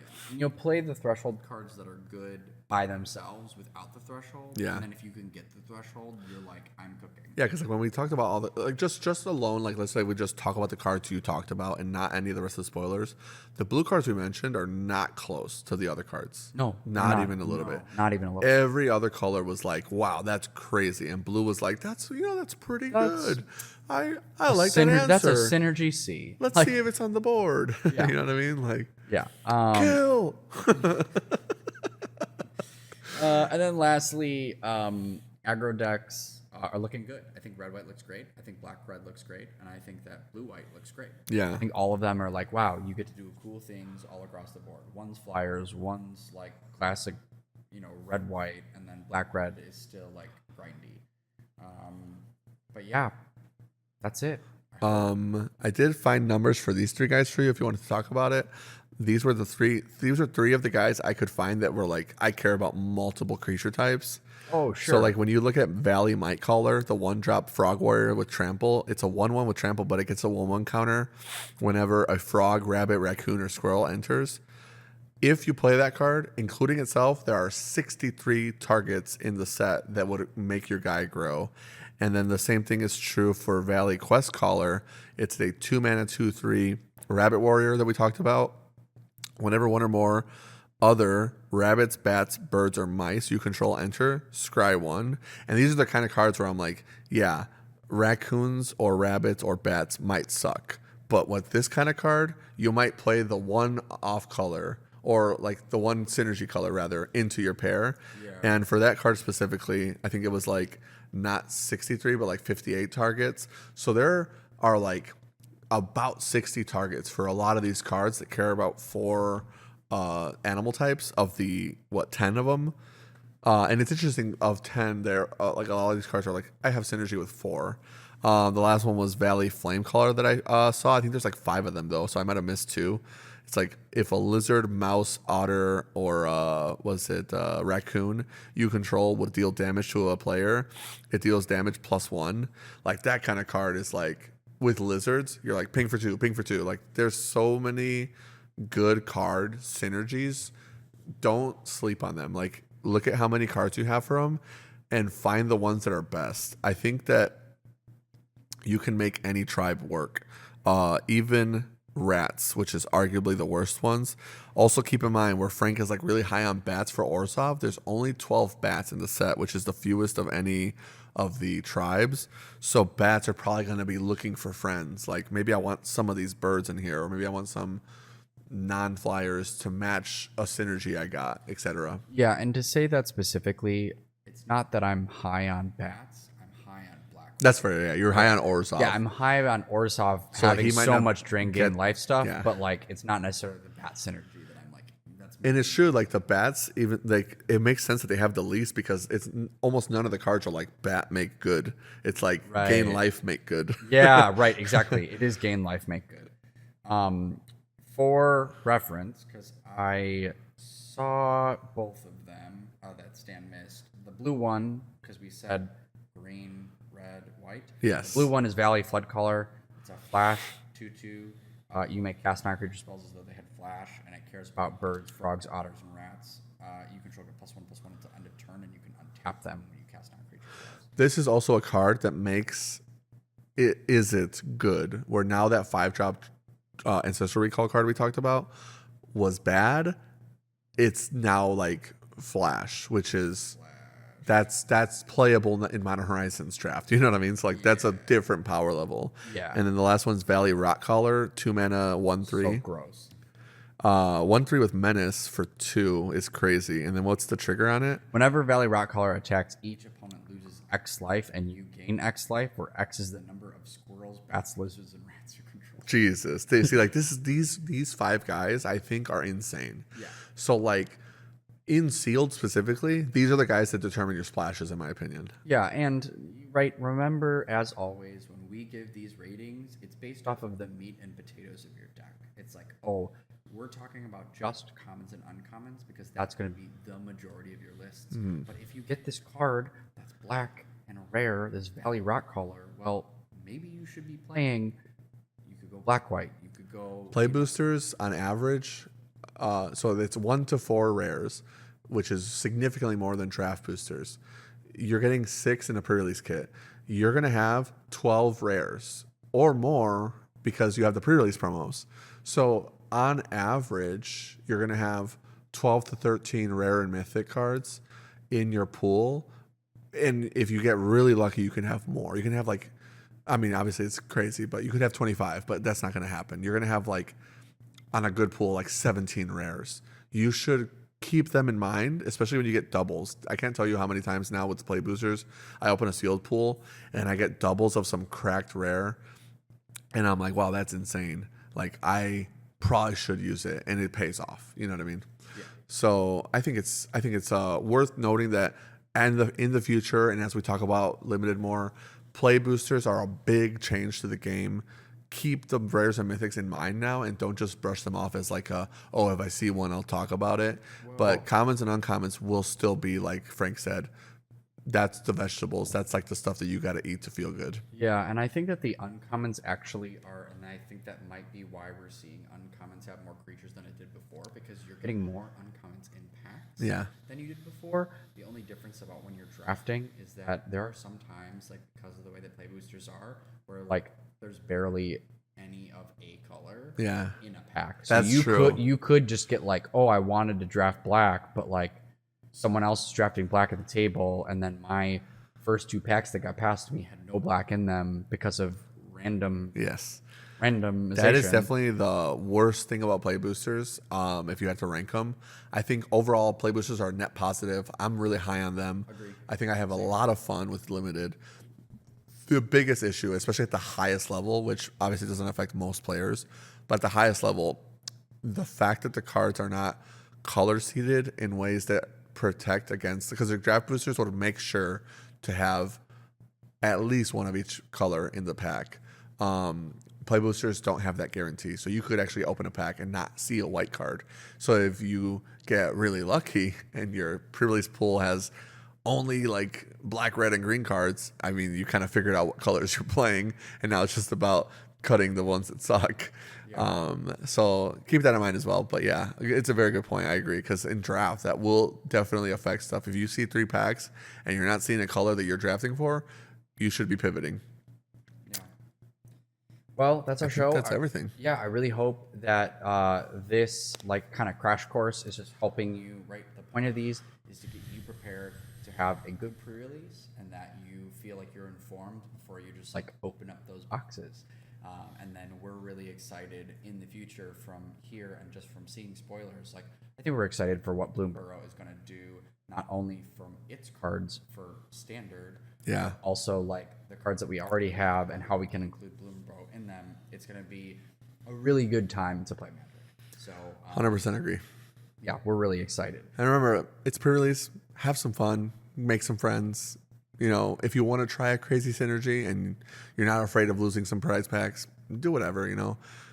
It's not like you're drafting for a RCQ. That's when it gets really competitive, and we'll talk about draft in the future as well. Yeah. But for sealed deck, you know, try to have some fun with it. Well, tell us what your synergies were like. Give us your bad beat stories. But especially for sealed, and this is something that I wanted to like just say, especially with how much Stan has been talking about.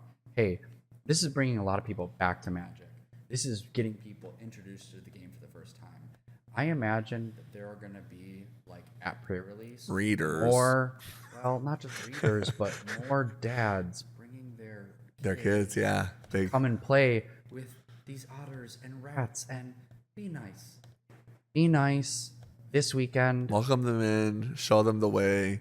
Yeah, like, Bloomburrow is going to be, like, an introduction to a lot of people that probably don't normally play Magic. So if you are part of our crowd, and most of our crowd are not Spikes honestly, our crowd, shout outs to our people. Not worried about it. The amount of times I've seen people like Julian, Jeremy, Will Kowalczyk, like I'm talking like high level players that are like good at the game and I really respect. The amount of times I've seen them with customers or at other stores and they're so friendly and helpful and receptive to their feedback. And I'll really shout out Julian here because I see him a lot in the store when he plays Pioneer or whatever format he's grinding.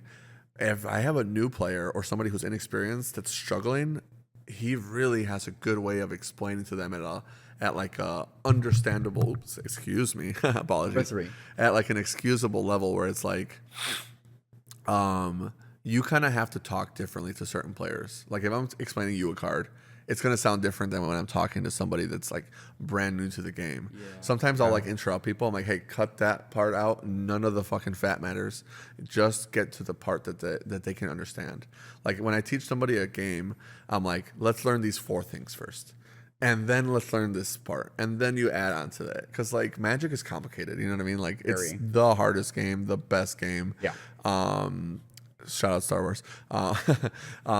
It is just so good, but part of what makes it good is the complications, and you can't just like shovel that into somebody, all at once. Yeah. So really big shout out to our community. I'm so proud of everybody. I think that we have like legit some of like the best players, some of like the nicest people, and that's all that really matters for me at the end of the day. I just want to have fun with it. We do this podcast for fun. We want to give you guys high quality content as much as possible. Just for fun, you know what I mean? Like go get your RCQ grinds in, etc.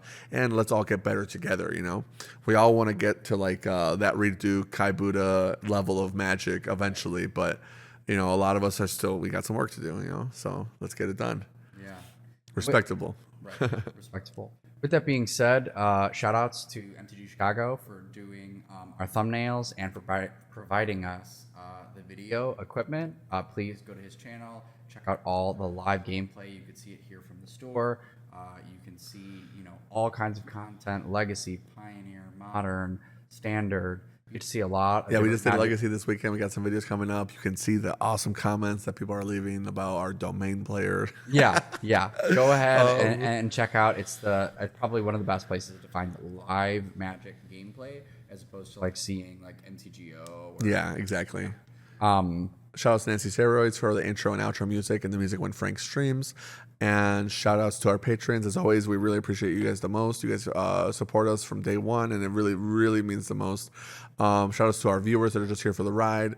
Honestly, if you can't, if you don't have the means to support, just the view is really a big deal. The fact that you're even watching us, we really appreciate it. And if you can, like, comment, subscribe, all that weird engagement stuff, it sounds like a lot. It really goes a long way for us. The algorithm and the way that social media game works is kind of cringe, but it just is what it is. Talk about us to your friends. Share the love of the podcast. If you guys want to support us, we really appreciate that. And shout outs to Boards Hack Gaming, man. Order your stuff from our website. Bloomburrow, it's here. Bloomburrow is here. We've been getting a lot of pre-orders because of this freaking frog. So, like, I had a guy from New Jersey that was like, "Please send me that frog." I was like, "I got you, bro. I got you, bro. I will happily figure out where I can get products that you guys are looking for and ship stuff to you at affordable prices." And shout out to Todd. He does the editing work for free. Love of the show, love of the podcast, and all the cards coming up on screen. He does all the editing for the Boar Hat YouTube channel. Shout outs. That is all of our non-Magic gameplay. So it's a lot of work, and right now we don't have the money to afford an editor that's like paid full time. So the fact that he does it, we really appreciate it. So shout outs to him. Give him some love in the comments. And he's the one that puts all the cards up for you guys so you can actually see them and follow along if you watch on video, or if you just have us on your second monitor, or if you're driving, then no worries, And if you want to get some of our merch, the merch that you can get here at Borg's Hat is our playmats. We do have playmats. We have the Tales from the Tap playmat, and shout outs actually Todd. He just made us for Boards Hack Gaming these new poker chip tokens that we have. They're technically for Pokemon, but you can use them for other card games. Pretty soon we're going to get the initiative for Star Wars. Yeah. We have our burn token, poison token, and now the new ability token, which is like a comfy wrap, if you know Pokemon, around the board. It's like a lei, and you can use those for any game because it just says ability used. So if you want to put that on like your Bloomburrow guys, or like, I already triggered my guy once per turn effect. That's the kind of stuff that we try to make for you guys, along with our custom tokens to support the community. I think we got all the shout outs though out of the way. With that being said, that's our show. And we'll see you next time. Peace.